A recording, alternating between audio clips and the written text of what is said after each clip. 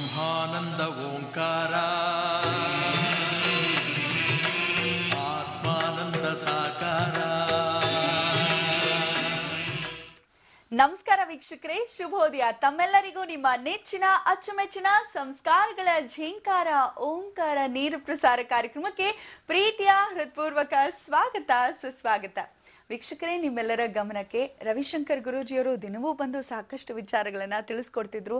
ಆದರೆ ಅನಾರೋಗ್ಯದಿಂದ ಬಳಲ್ತಿದ್ದಾರೆ. ಹಾಗಾಗಿ ಸ್ವಲ್ಪ ದಿನದ ಮಟ್ಟಿಗೆ ಅವರು ಕಾರ್ಯಕ್ರಮಕ್ಕೆ ಬರೋದಿಲ್ಲ. ದಯಮಾಡಿ ಸಹಕರಿಸಿ. ಆದ್ರೆ ನಮ್ಮ ಜಿ ಕನ್ನಡ ವಾಹಿನಿಯವರು ಪ್ರತಿದಿನವೂ ನಿಮ್ಗೆ ಧಾರ್ಮಿಕ ವಿಚಾರಗಳನ್ನ ತಿಳಿಸಲೇಬೇಕು ಅಂತ ಹೇಳಿ ಮತ್ತೋರ್ವ ಗುರುಗಳನ್ನ ಕರೆತಂದಿದ್ದಾರೆ. ಅವರು ಬಹಳ ಚಿರಪರಿಚಿತ್ರೆ. ಧರ್ಮದರ್ಪಣ ಕಾರ್ಯಕ್ರಮದಲ್ಲಿ ನೋಡಿರ್ತೀರಾ. ಖ್ಯಾತ ಜ್ಯೋತಿಷ್ಯರು, ಧಾರ್ಮಿಕ ಚಿಂತಕರು ಆದಂತಹ ಹಂಡ್ರಮನೆ ಶ್ರೀ ಗೋಪಾಲಕೃಷ್ಣ ಗುರೂಜಿಯವರು. ಬನ್ನಿ, ಅವರನ್ನ ಕಾರ್ಯಕ್ರಮಕ್ಕೆ ಸ್ವಾಗತಿಸಬಿಡೋಣ. ಗುರುಜಿ ನಮಸ್ತೆ. ನಮಸ್ಕಾರ. ತಮ್ಗೆ ಓಂಕಾರ ನೀರು ಪ್ರಸಾರ ಕಾರ್ಯಕ್ರಮಕ್ಕೆ ಪ್ರೀತಿಯ ಸ್ವಾಗತ ಗುರುಜಿ. ನಮಸ್ಕಾರ. ಎಲ್ಲ ವೀಕ್ಷಕರಿಗೂ ಸಹಿತ ನಮಸ್ಕಾರ.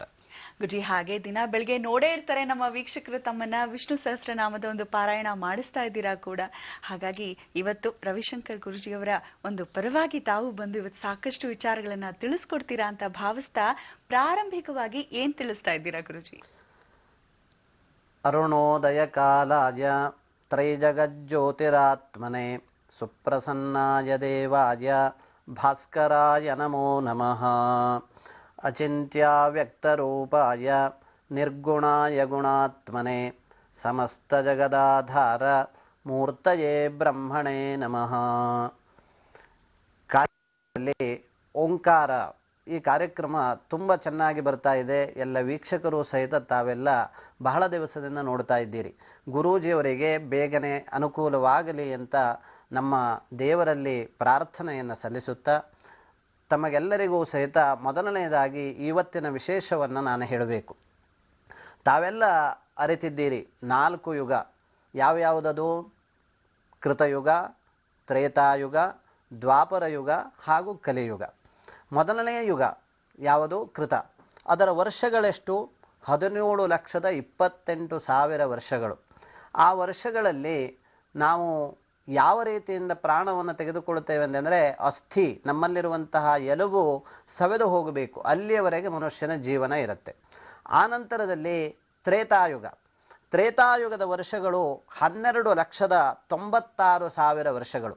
ಆ ಸಮಯದಲ್ಲಿ ಅವನಿಗೆ ಚರ್ಮ ಹೋಗಬೇಕು, ಅಲ್ಲಿಯವರೆಗೆ ಮನುಷ್ಯ ಉಳಿತಾನೆ. ಅದು 1,00,000 ವರ್ಷ ಇರಬಹುದು, 1,000 ವರ್ಷಗಳಿರಬಹುದು, 10,000 ವರ್ಷಗಳಿರಬಹುದು, ಅಥವಾ ಅದಕ್ಕೂ ಹೆಚ್ಚಾಗಬಹುದು. ಆ ಎಲ್ಲ ವರ್ಷಗಳಲ್ಲಿ ತ್ರೇತಾಯುಗದಲ್ಲಿ ಮನುಷ್ಯ ಬದುಕ್ತಾನೆ. ದ್ವಾಪರ ಯುಗದ ಒಟ್ಟು ಸಂಖ್ಯೆ ಅಂದರೆ ಒಟ್ಟು ಅದರ ಕಾಲಮಾನ ಎಷ್ಟು ಅಂತ ಕೇಳಿದರೆ 8,64,000 ವರ್ಷಗಳು. ಆ ಕಾಲದಲ್ಲಿ ಮಾಂಸ ಮತ್ತು ರಕ್ತಗಳು ಹೋದಾಗ ಆ ವ್ಯಕ್ತಿ ನಾಶ ಆಗ್ತಾನೆ. 800 ವರ್ಷ ಅಥವಾ 1000 ವರ್ಷ ಬದುಕಬಹುದು. ಆದರೆ ನಾವು ಈಗ ಇರುವಂತಹದ್ದು ಕಲಿಯುಗ. ಈ ಯುಗದ ಪ್ರಮಾಣ ಎಷ್ಟು ಅಂತ ಕೇಳಿದರೆ 4,32,000 ವರ್ಷಗಳು. ಈ ಸಮಯದಲ್ಲಿ ಪ್ರಾಣ ಶ್ವಾಸ ಹೋಯಿತು ಅಂತಾದರೆ ಆ ವ್ಯಕ್ತಿ ಹೋದ. ಅವನು 100 ವರ್ಷ ಅವನಿಗೆ ಪರಮಾಯುಷ್ಯ ಅಂತ ಹೇಳಿದರು. ಹಾಗಿದ್ದರೆ ನಾವು ಇವಾಗ ಕಲಿಯುಗದ ಎಷ್ಟನೇ ವರ್ಷದಲ್ಲಿದ್ದೇವೆ ಅಂತ ಕೇಳಿದರೆ 5,115ನೇ ವರ್ಷದಲ್ಲಿ ನಾವು ಈಗಿದ್ದೇವೆ. 5,115ನೇ ವರ್ಷ. ಇದಕ್ಕೆ ಮೊದಲು ನಾವು ಪಂಚಾಂಗವನ್ನು ಪ್ರತಿ ದಿವಸ ನೋಡ್ತೇವೆ. ಪಂಚಾಂಗವನ್ನು ನೋಡಬೇಕು. ಪಂಚಾಂಗ ನೋಡುವುದರಿಂದ ನಮಗೆ ಅನುಕೂಲ ಆಗತ್ತೆ ಅಂತ. ಯಾಕೆ ಅನುಕೂಲ ಆಗತ್ತೆ ಅಂತ ಕೇಳಿದರೆ, ಮನುಷ್ಯನ ಜೀವನದಲ್ಲಿ ಇಷ್ಟೆಲ್ಲ ಜೀವಿತವಾದ ಅವಧಿಯನ್ನು ನಾವು ಕಳೆದಿದ್ದೇವೆ. ಹಾಗೆ ಪ್ರತಿ ದಿವಸದಲ್ಲಿಯೂ ಸಹಿತ ಹೊಸ ಹೊಸ ಚೈತನ್ಯವನ್ನು ತುಂಬಿಕೊಂಡು ನಾವು ಇನ್ನೂ ಎಳೆಬರು. ಯಾಕೆಂದರೆ 100 ವರ್ಷಗಳು ನಾವು ಬದುಕಬೇಕು, 1000 ವರ್ಷ ಬದುಕಬೇಕು ಅಂತಿದ್ರೆ ಮನುಷ್ಯನಿಗೆ ಉತ್ಸಾಹ ಇನ್ನೂ ಇಮ್ಮಡಿಯಾಗತ್ತೆ. ಆ ಉದ್ದೇಶದಿಂದ ನಾವೇನು ಮಾಡ್ತೇವೆ, ನಮ್ಮ ಮಾನಗಳು ಏನಿದ್ದಾವೆ ಇದು ಎಷ್ಟು ಕಡಿಮೆ ಆಗಿದೆ ನೋಡಿ. ಈಗ 100 ವರ್ಷಗಳಷ್ಟೇ. ತ್ರೇತಾಯುಗದಲ್ಲಿ 1,00,000 ವರ್ಷ ಒಂದು ವ್ಯಕ್ತಿ ಒಳೆಯುತ್ತಿದ್ದ. ಕೃತಯುಗ ತ್ರೇತಾಯುಗದಲ್ಲಿ 10,000 ವರ್ಷಗಳು, ದ್ವಾಪರ ಯುಗದಲ್ಲಿ 1,000 ವರ್ಷಗಳು. ಆದರೆ ಕಲಿಯುಗದಲ್ಲಿ ಕೇವಲ 100 ವರ್ಷ ಮಾತ್ರ ಗತಪ್ರಾಣ. ಈಗ 5,115ನೇ ವರ್ಷದ ಕಲಿಯುಗದ ಪ್ರಮಾಣದಲ್ಲಿ ಈಗ ವಿಜಯನಾಮ ಸಂವತ್ಸರ, ಇವತ್ತಿನ ಪಂಚಾಂಗ ಏನು ಹೇಳುತ್ತೆ ಅಂದರೆ, ವಿಜಯನಾಮ ಸಂವತ್ಸರ, ಉತ್ತರಾಯಣ, ಚೈತ್ರ ಮಾಸ, ವಸಂತ ಋತು, ಶುಕ್ಲ ಪಕ್ಷ, ಪಂಚಮಿಯು ಸೋಮವಾರ. ಇವತ್ತಿನ ನಕ್ಷತ್ರ ಮೃಗಶಿರ ನಕ್ಷತ್ರ, ಶೋಭನ ಯೋಗ, ಭವಕರ್ಣ. ರಾಹುಕಾಲ 7 ಗಂಟೆ 4 ನಿಮಿಷದಿಂದ 9:14 ಇವತ್ತು ರಾಹುಕಾಲ ಇದೆ. ಈ ಕಾಲಮಾನವನ್ನ ಮನುಷ್ಯ ಯಾಕೆ ಅರಿಬೇಕು, ಯಾಕೆ ತಿಳಿದುಕೊಳ್ಳಬೇಕು ಅಂತಂದ್ರೆ ಇನ್ನೂ ಹೆಚ್ಚಿನದಾಗಿ ಅವನ ಬದುಕಾಗಬೇಕು, ಬದುಕಿನ ಸ್ಥಿತಿ ಅವನದು ಹೆಚ್ಚಿನದಾಗಬೇಕು ಎನ್ನುವ ಉದ್ದೇಶದಿಂದ ನಾವು ಪ್ರತಿ ದಿವಸದಲ್ಲಿಯೂ ಸಹಿತ ಕಾಲವನ್ನು ಅರಿತುಕೊಳ್ಬೇಕು. ಕಾಲವನ್ನು ಅರಿತಾಗ ಮನುಷ್ಯನ ಜೀವನ ಸದೃಢವಾಗುತ್ತೆ. ಯಾಕೆಂದ್ರೆ ಮುಂದೆ ನಾವು ಕಳೆಯುವಂತಹ ದಿವಸಗಳು ಅನೇಕ ಇದ್ದಾವೆ. ನಾವಿನ್ನೂ ಕಾಲದ ಯುಗದಲ್ಲಿ ಅತ್ಯಂತ ಚಿಕ್ಕವರು ಅನ್ನುವಂತಹ ಒಂದು ಭಾವನೆ ಬರುತ್ತೆ. ಚಿಕ್ಕವರು ಅಂತಾದಾಗ ಏನಾಗುತ್ತೆ, ನಮಗಿನ್ನೂ ಇಮ್ಮಡಿಯಾದಂತಹ ಒಂದು ಸೌಖ್ಯ ನಮ್ಮಲ್ಲಿ ಬರುತ್ತೆ, ಉತ್ಸಾಹ ಬರುತ್ತೆ, ಉತ್ಸಾಹ ತುಂಬುತ್ತೆ. ಜೀವನದ ಎಲ್ಲವುಗಳನ್ನು ಸಹಿತ ನಾವು ಉತ್ಸಾಹದಿಂದ ಕಳಿಬೇಕು. ಅಂತಹ ಉತ್ಸಾಹ ಮನುಷ್ಯನಲ್ಲಿ ತುಂಬಬೇಕು ಅಂತ ಆದರೆ ಆ ವ್ಯಕ್ತಿ ಏನಾಗಬೇಕು ಅಂತಂದ್ರೆ ಪ್ರತಿ ದಿವಸದಲ್ಲಿಯೂ ಸಣ್ಣವನಾಗಿ ದೊಡ್ಡದಕ್ಕಾಗಿ ಹೋಗ್ತಾ ಇರಬೇಕು. ಹಾಗಾದಾಗ ಆ ವ್ಯಕ್ತಿ ಹೆಚ್ಚು ಬಲಿಷ್ಠನಾಗಲಿಕ್ಕೆ ಒಂದು ಸಾಧನೆ ಆಗುತ್ತೆ. ಈ ಓಂಕಾರ ಕಾರ್ಯಕ್ರಮ ಎನ್ನುವಂತಹದ್ದು ಅಕಾರ, ಉಕಾರ, ಮಕಾರ 3 ಅಕ್ಷರಗಳ ಒಂದು ಸಂಯೋಗ ಇಲ್ಲಿ ಉಂಟು ನೋಡಿ.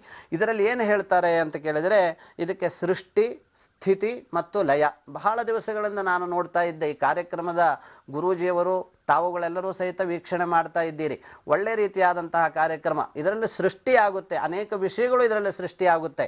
ಅದೇ ರೀತಿಯಾಗಿ ನಾವು ಹೇಗೆ ಇರಬೇಕು, ನಾವು ಯಾವ ರೀತಿಯಿಂದ ಜೀವನ ಮಾಡಬೇಕು, ಧಾರ್ಮಿಕವಾಗಿ ಯಾವ ರೀತಿ ನಡೆಯಬೇಕು ಅನ್ನುವಂತಹ ಕರ್ಮವನ್ನು ಮಾಡಲಿಕ್ಕೆ ಸಾಧ್ಯ ಆಗುತ್ತೆ. ಅನೇಕ ಜನರಿಗೆ ಉದ್ಯೋಗದಲ್ಲಿ ಯಶಸ್ಸು ಇರುವುದಿಲ್ಲ, ಲಕ್ಷ್ಮಿಯ ಉಪಾಸನೆ ಬರುವುದಿಲ್ಲ. ಅಂತಹ ಲಕ್ಷ್ಮಿಯ ಒಂದು ಆರಾಧನೆ ಹೇಗೆ ಮಾಡಬೇಕು, ಲಕ್ಷ್ಮಿಯನ್ನು ನಾವು ಹೇಗೆ ಒಲಿಸಿಕೊಳ್ಳಬೇಕು, ಲಕ್ಷ್ಮಿ ಅಂದರೆ ನಮ್ಮ ಸಂಪತ್ತುಗಳನ್ನು ನಾವು ವೃದ್ಧಿಪಡಿಸುವುದು ಹೇಗೆ ಅನ್ನೋದು ಈ ಕಾರ್ಯಕ್ರಮದ ಮುಖಾಂತರ ನಿಮಗೆ ಗೊತ್ತಾಗುತ್ತೆ. ಹಾಗೆ ಸೃಷ್ಟಿ, ಸ್ಥಿತಿ, ಲಯ, ನಾಶ ಅಂತ ದುಷ್ಟ ನಾಶಗಳು ನಮ್ಮಲ್ಲಿ ಆಗಬೇಕು, ದುಷ್ಟತೆಯ ನಾಶ ಆಗಬೇಕು. ಅಂತಹ ಒಂದು ಸದ್ವಿಚಾರಗಳನ್ನ ಈ ವಾಹಿನಿಯ ಮುಖಾಂತರ ಕೊಡ್ತಾ ಇದ್ದಾರೆ. ಹಾಗಾಗಿ ಸರಸ್ವತಿ, ವಿಷ್ಣು ಮತ್ತು ಪಾರ್ವತಿ ಶಕ್ತಿಯನ್ನು ತುಂಬುವಂತಹ ಕೆಲಸವನ್ನ ಓಂಕಾರ ಕಾರ್ಯಕ್ರಮದಲ್ಲಿ ಮಾಡ್ತಾ ಇದ್ದಾರೆ. ತಾವೆಲ್ಲ ನೋಡ್ತಾ ಇದ್ದೀರಿ. ಆದರೆ ಅಕಾರ, ಉಕಾರ, ಮಕಾರ ಇದು ಓಂಕಾರದ ಒಂದು ಶಬ್ದಾರ್ಥ. ಇಂತಹ ಓಂಕಾರದ ಒಂದು ಕಾರ್ಯಕ್ರಮ ಏನಿದೆ ಇದು ನಿಜವಾಗಿಯೂ ತುಂಬಾ ಅನುಕೂಲವಾಗಿರುವಂತಹದ್ದು. ಇಂತಹ ಕಾರ್ಯಕ್ರಮಗಳನ್ನು ನೀವು ನೋಡ್ತಾ ಇರೋದಕ್ಕೆ ನಮಗೆ ಓಂಕಾರದ ಕಾರ್ಯಕ್ರಮದ ಪರವಾಗಿ ನಿಮಗೆ ನಾವು ಸುಸ್ವಾಗತವನ್ನು ಬಯಸ್ತೇವೆ. ಈಗ ಮೊದಲನೇದಾಗಿ ಏನು ಹೇಳಬೇಕು ಅಂದ್ರೆ ಪಂಚಾಂಗವನ್ನು ನಾವು ತಿಳಿಸಿದ್ವಿ. ಪಂಚಾಂಗವನ್ನು ತಾವೆಲ್ಲ ನೀವು ನೋಡಿದಿರಿ. ಹಾಗೆ ಪಂಚಾಂಗವನ್ನು ನೋಡಿದ ನಂತರ ನಾವು ಸಹಜವಾಗಿ ಯಾವ ರೀತಿಯಲ್ಲಿ ಹೋಗಬೇಕು ಅಂತ ಕೇಳಿದರೆ ಪ್ರತಿ ದಿವಸದಲ್ಲಿಯೂ ಆ ಕಾಲವನ್ನ ಪರಿವೀಕ್ಷಣೆ ಮಾಡುತ್ತಾ ಸ್ನಾನಾದಿಗಳನ್ನು ಮಾಡಿ ದೇವತಾರ್ಚನೆಗಳನ್ನು ಮಾಡಿಕೊಂಡು ಮುಂದೆ ನಮ್ಮ ಕೆಲಸವನ್ನು ನಾವು ಪ್ರಾರಂಭ ಮಾಡಬೇಕು. ಯಾವುದೇ ಉದ್ಯೋಗ ಮಾಡಿ ನೀವು ಯಾವುದೇ ಉದ್ಯೋಗವನ್ನು ಮಾಡುವುದಾಗಿದ್ದರೂ ಸಹಿತ ಆ ದಿವಸದಲ್ಲಿ ದೇವತಾ ಪ್ರಾರ್ಥನೆ ತುಂಬ ಅನುಕೂಲಕರವಾದಂತಹದ್ದು. ಅಂತಹ ದೇವತಾ ಪ್ರಾರ್ಥನೆಯನ್ನು ಮಾಡುತ್ತಾ ನಾವು ಕೆಲಸವನ್ನ ಪ್ರಾರಂಭ ಮಾಡಬೇಕು. ಇವಾಗ ಒಂದು ಸುಭಾಷಿತವನ್ನ ಎಲ್ಲ ವೀಕ್ಷಕರಿಗಾಗಿ ಹಾಗೂ ಎಲ್ಲ ಜನರಿಗಾಗಿ ನಮ್ಮ ಕಡೆಯಿಂದ ಹೇಳ್ತೇನೆ. ಸುಭಾಷಿತ ಇದು ಏನು ಹೇಳಿ ತೋರಿಸುತ್ತೆ ಅಂತ ಕೇಳಿದರೆ ಒಳ್ಳೆಯ ಮಾತು. ನಾವು ಏನು ಮಾತನಾಡ್ತೇವೆ ಅದು ಒಳ್ಳೆಯದಾಗಿರಬೇಕು. ಆ ಒಳ್ಳೆಯ ಮಾತುಗಳನ್ನು ಜನರು ಸಹಿತ ಅನೇಕ ದಿವಸಗಳವರೆಗೆ ತಮ್ಮ ಸ್ಮೃತಿಪಟಲದಲ್ಲಿ ಇಟ್ಟುಕೊಳ್ತಾರೆ. ಅಂತಹ ಸುಭಾಷಿತ ಬರಬೇಕು. ಸುಭಾಷಿತ ಅನ್ನೋದೇ ಪ್ರತಿಯೊಂದು ವ್ಯಕ್ತಿಯೂ ಸಹಿತ ಜೀವನದಲ್ಲಿ ಅಳವಡಿಸಿಕೊಳ್ಳುವಂಥದ್ದು ಮತ್ತು ನಿತ್ಯದಲ್ಲಿಯೂ ಸಹಿತ ಅವನು ಅದನ್ನು ಅನುಸರಣೆ ಮಾಡುವಂಥದ್ದು. ಹಾಗೆ ಮಾಡಿದಾಗ ಸುಭಾಷಿತ ಎಲ್ಲ ಜನರಲ್ಲಿಯೂ ಸಹಿತ ಅವರ ಜೀವನ ಉತ್ತಮವಾಗಲಿಕ್ಕೆ ಕಾರಣ ಆಗುತ್ತೆ. ಅಂತಹ ಸುಭಾಷಿತವನ್ನು ಏನು ಹೇಳುತ್ತೆ ಅಂತ ಕೇಳಿದರೆ ಎಲ್ಲ ಜನರು ತಮ್ಮ ಜೀವನದಲ್ಲಿ ಉತ್ಸಾಹ ಸಂಪನ್ನಂ ಅದೀರ್ಘ ಸೂತ್ರಂ ಕ್ರಿಯಾವಿಧಿಜ್ಞಂ ವ್ಯಸನೇಶ್ವಸಕ್ತಂ ಶೂರಂ ಕೃತಜ್ಞಂ ದೃಢಸೌರದಂಚ ಧರ್ಮಸ್ಯ ಜಾನಾತಿ ನರಸ್ಯ ವಿತ್ತಂ ಅಂತ ಹೇಳುತ್ತೆ. ಏನು ಹೇಳುತ್ತೆ? ನಾವು ಜೀವನದಲ್ಲಿ ಸಕ್ಸಸ್ ಆಗಬೇಕು ಮತ್ತು ಜೀವನದಲ್ಲಿ ಉತ್ತಮವಾದದ್ದನ್ನು ಮಾಡಬೇಕು ಅಂತಾದರೆ ಉತ್ಸಾಹ ಸಂಪನ್ನವನ್ನು ಮನೆಯಲ್ಲಿ ನಮ್ಮ ಜೀವನದಲ್ಲಿ ನಾವು ಅಳವಡಿಕೆ ಮಾಡಿಕೊಳ್ಳಬೇಕು. ಅದು ಪ್ರತಿ ದಿವಸದಲ್ಲಿ ಬರುವಂತಹದ್ದಲ್ಲ, ಬೇರೆ ಬೇರೆ ಅವಧಿಗಳಲ್ಲಿ ಬರುವಂತಹದ್ದು. ಅಂತಹ ಉತ್ಸಾಹ ಸಂಪನ್ನತೆ ಹೇಗೆ ಬರುತ್ತೆ ಅನ್ನೋದನ್ನ ಮುಂದಿನ ಭಾಗದಲ್ಲಿ ನೋಡೋಣ. ಗುರುಜಿ, ನೀವು ಹೇಳ್ತಿದ್ರಿ ಕಾರ್ಯಕ್ರಮದ ಪ್ರಾರಂಭದಲ್ಲೇ ಉತ್ಸಾಹಿಗಳಾಗಿರ್ಬೇಕು ಅಂತ. ಉತ್ಸಾಹಿಗಳಾಗಿರ್ಬೇಕು ಅಂದ್ರೆ ದಿನದ ಪ್ರಾರಂಭ ದಿನಚರಿ ಎಲ್ಲ ಸರಿ ಇರಬೇಕು ಅಲ್ವೇ ಗುರುಜಿ? ದಯಮಾಡಿ ತಿಳಿಸ್ಕೊಡ್ತೀರಾ? ನಮ್ಮ ಆಚಾರದಲ್ಲಿ ಬಂದಿರೋ ಹಾಗೆ ನಾವು ಸ್ವಲ್ಪ ಸಂಪ್ರದಾಯವಾಗಿದ್ರೆ ತುಂಬಾ ಚೆನ್ನಾಗಿರುತ್ತೆ ನಮ್ಮ ಜೀವನ ಅಂತ ತಿಳಿಸಲಾಗತ್ತೆ.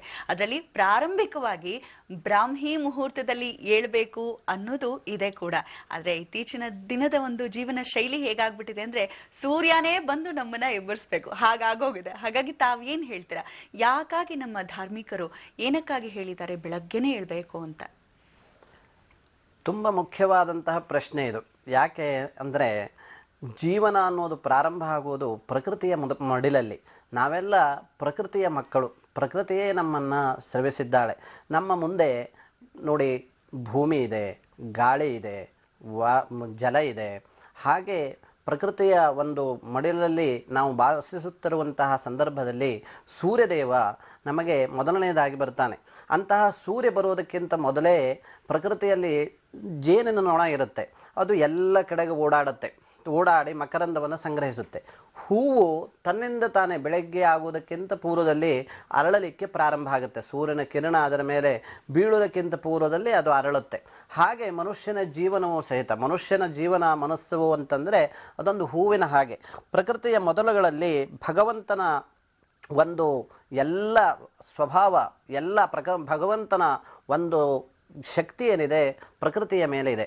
ಅದು ಹಕ್ಕಿಗಳಲ್ಲಿ ಸಹಿತ ಕಲರವವನ್ನು ಉಂಟು ಮಾಡುತ್ತೆ.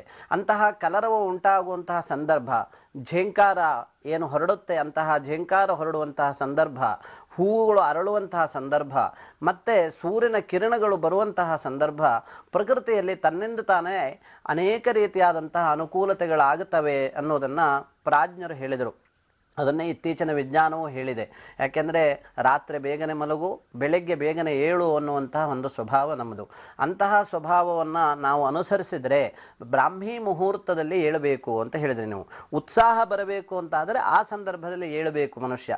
ಜೀವನವನ್ನು ನಾವು ಆ ರೀತಿಯಲ್ಲೇ ಪರಿವರ್ತನೆ ಮಾಡಿಕೊಳ್ಬೇಕು. ಜಂಜಾಟ ಇದ್ದೇ ಇರುತ್ತೆ. ನಾವು ಯಾವುದನ್ನೇ ಮಾಡಿದರೂ ಸಹಿತ ಜಂಜಾಟದಿಂದ ತಪ್ಪಿಸಿಕೊಳ್ಳಲಿಕ್ಕೆ ಸಾಧ್ಯವೇ ಇಲ್ಲ. ಯಾಕೆಂದರೆ ಇದು ರಾತ್ರಿ ಮಲಗುವಾಗ ನಾವು 12 ಗಂಟೆ 1 ಗಂಟೆ 2 ಗಂಟೆ ಮಾಡಿದರೆ ಬೆಳಗ್ಗೆ ಏಳುವುದು ಸಾಮಾನ್ಯವಾಗಿ 8 ಗಂಟೆ ಆಗುತ್ತೆ. ಆದರೆ ನಾವು ರಾತ್ರಿ ಮಲಗುವುದನ್ನು ಕನಿಷ್ಠ ಪಕ್ಷ ರಾತ್ರಿ 10ರಿಂದ 11 ಒಳಗಡೆ ನಾವು ಮಾಡಲೇಬೇಕು ಅನ್ನುವಂತಹದ್ದನ್ನು ಇಟ್ಟುಕೊಂಡಾಗ ಬೆಳಗ್ಗೆ 5 ಗಂಟೆಗೆ ಹೇಳಬಹುದು. ಬ್ರಾಹ್ಮಿ ಮುಹೂರ್ತ ಅನ್ನುವಂತಹದ್ದೇ ಅದನ್ನು ಹೇಳುತ್ತೆ. ಬ್ರಾಹ್ಮಿ ಮುಹೂರ್ತೆ ಬುದ್ಧೇತ. ಹೇಗೆ ಅದು ಬ್ರಾಹ್ಮಿ ಮುಹೂರ್ತ ಆಗುತ್ತೆ? ರಾತ್ರವು ಪಶ್ಚಿಮಯಾಮಸ್ಯ ಮುಹೂರ್ತೋ ಯತ್ ಪ್ರತಿಶತಃ ಸಬ್ರಹ್ಮ ಇತಿ ವಿಜ್ಞೇಯ ವಿಹಿತಸ್ಸ ಪ್ರಬೋಧನ ಆಗಬೇಕು. ಪಶ್ಚಿಮಯಾಮದ ಅಂದರೆ ರಾತ್ರಿಯ ಪಶ್ಚಿಮಯಾಮ, ರಾತ್ರಿಯನ್ನು 3 ಭಾಗ ಮಾಡಿ 4ನೇ ಭಾಗದಲ್ಲಿ ಅವನು ಏಳಬೇಕು ಅಂತ ಹೇಳಿದರು. ಸಾಮಾನ್ಯ 4:15 5:30 ಸಮಯ ಏನಿದೆ ಅದು ಸೂರ್ಯೋದಯಕ್ಕೆ ಅನುಗುಣವಾಗಿ ಬ್ರಾಹ್ಮಿ ಮುಹೂರ್ತ ಅನ್ನೋದು ಬರುತ್ತೆ. 5 ಗಂಟೆ ಅಂತ ಇಟ್ಟುಕೊಳ್ಳಿ. ಅಂತಹ ಸಂದರ್ಭದಲ್ಲಿ ಹಕ್ಕಿಗಳು ಕಲರವವನ್ನು ಉಂಟು ಮಾಡ್ತವೆ, ಜೇನಿನ ನೊಣ ಝೇಂಕಾರವನ್ನು ಮಾಡುತ್ತೆ. ಪ್ರಕೃತಿಯಲ್ಲಿ ವಿಕಸಿತವಾದಂತಹದ್ದು ಅಂದರೆ ಪುಷ್ಪ ನಾವು ಪ್ರತಿ ದಿವಸದಲ್ಲಿಯೂ ನೋಡಲಿಕ್ಕೆ ನಮಗೆ ಸಿಗತ್ತೆ. ಅಂತಹ ಪುಷ್ಪ ವಿಕಸಿತ ಆಗುತ್ತೆ, ಅಂದರೆ ಅರಳಲಿಕ್ಕೆ ಪ್ರಾರಂಭ ಆಗುತ್ತೆ. ಹಾಗಾದಾಗ ಮನುಷ್ಯನ ಮನಸ್ಸು ಸಹಿತ ಅರಳುತ್ತೆ. ಅಂತಹ ಸಂದರ್ಭದಲ್ಲಿ ನಾವು ಓಡಾಡಬೇಕು, ಬರೇ ವಾಕಿಂಗ್ ಮಾಡೋದು ಅಂತಲ್ಲ.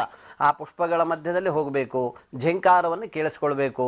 ಆ ಸಂದರ್ಭದಲ್ಲಿ ಸೂರ್ಯನ ಒಂದು ಕಿರಣಗಳು ನಮ್ಮ ಮೈ ಮೇಲೆ ಹರಿದಾಡುವಲ್ಲಿವರೆಗೆ ನಾವು ಓಡಾಡಬೇಕು. ಹಾಗೆ ಮಾಡಿದಾಗ ಮನುಷ್ಯನಲ್ಲಿ ಒಂದು ಚೈತನ್ಯ ಅನ್ನುವಂತಹದ್ದು ತುಂಬುತ್ತೆ. ಅಂತಹ ಚೈತನ್ಯ ಏನೇನನ್ನು ವೃದ್ಧಿ ಮಾಡುತ್ತೆ? ಸಂಪತ್ತನ್ನು ವೃದ್ಧಿ ಮಾಡುತ್ತೆ, ಬುದ್ಧಿಯನ್ನು ವೃದ್ಧಿ ಮಾಡುತ್ತೆ, ಆರೋಗ್ಯವನ್ನು ವೃದ್ಧಿ ಮಾಡುತ್ತೆ. ಕೇವಲ ಆರೋಗ್ಯಕ್ಕಾಗಿ ವಾಕಿಂಗ್ ಮಾಡುವಂತಹದ್ದಲ್ಲ, ಬುದ್ಧಿಯ ವಿಕಸಿತವೂ ಸಹಿತ ಅಂತಹ ಸಂದರ್ಭದಲ್ಲಿ ಆಗುತ್ತೆ. ಆಯುಷ್ಯಾದಿಗಳು ಹೆಚ್ಚುತ್ತೆ.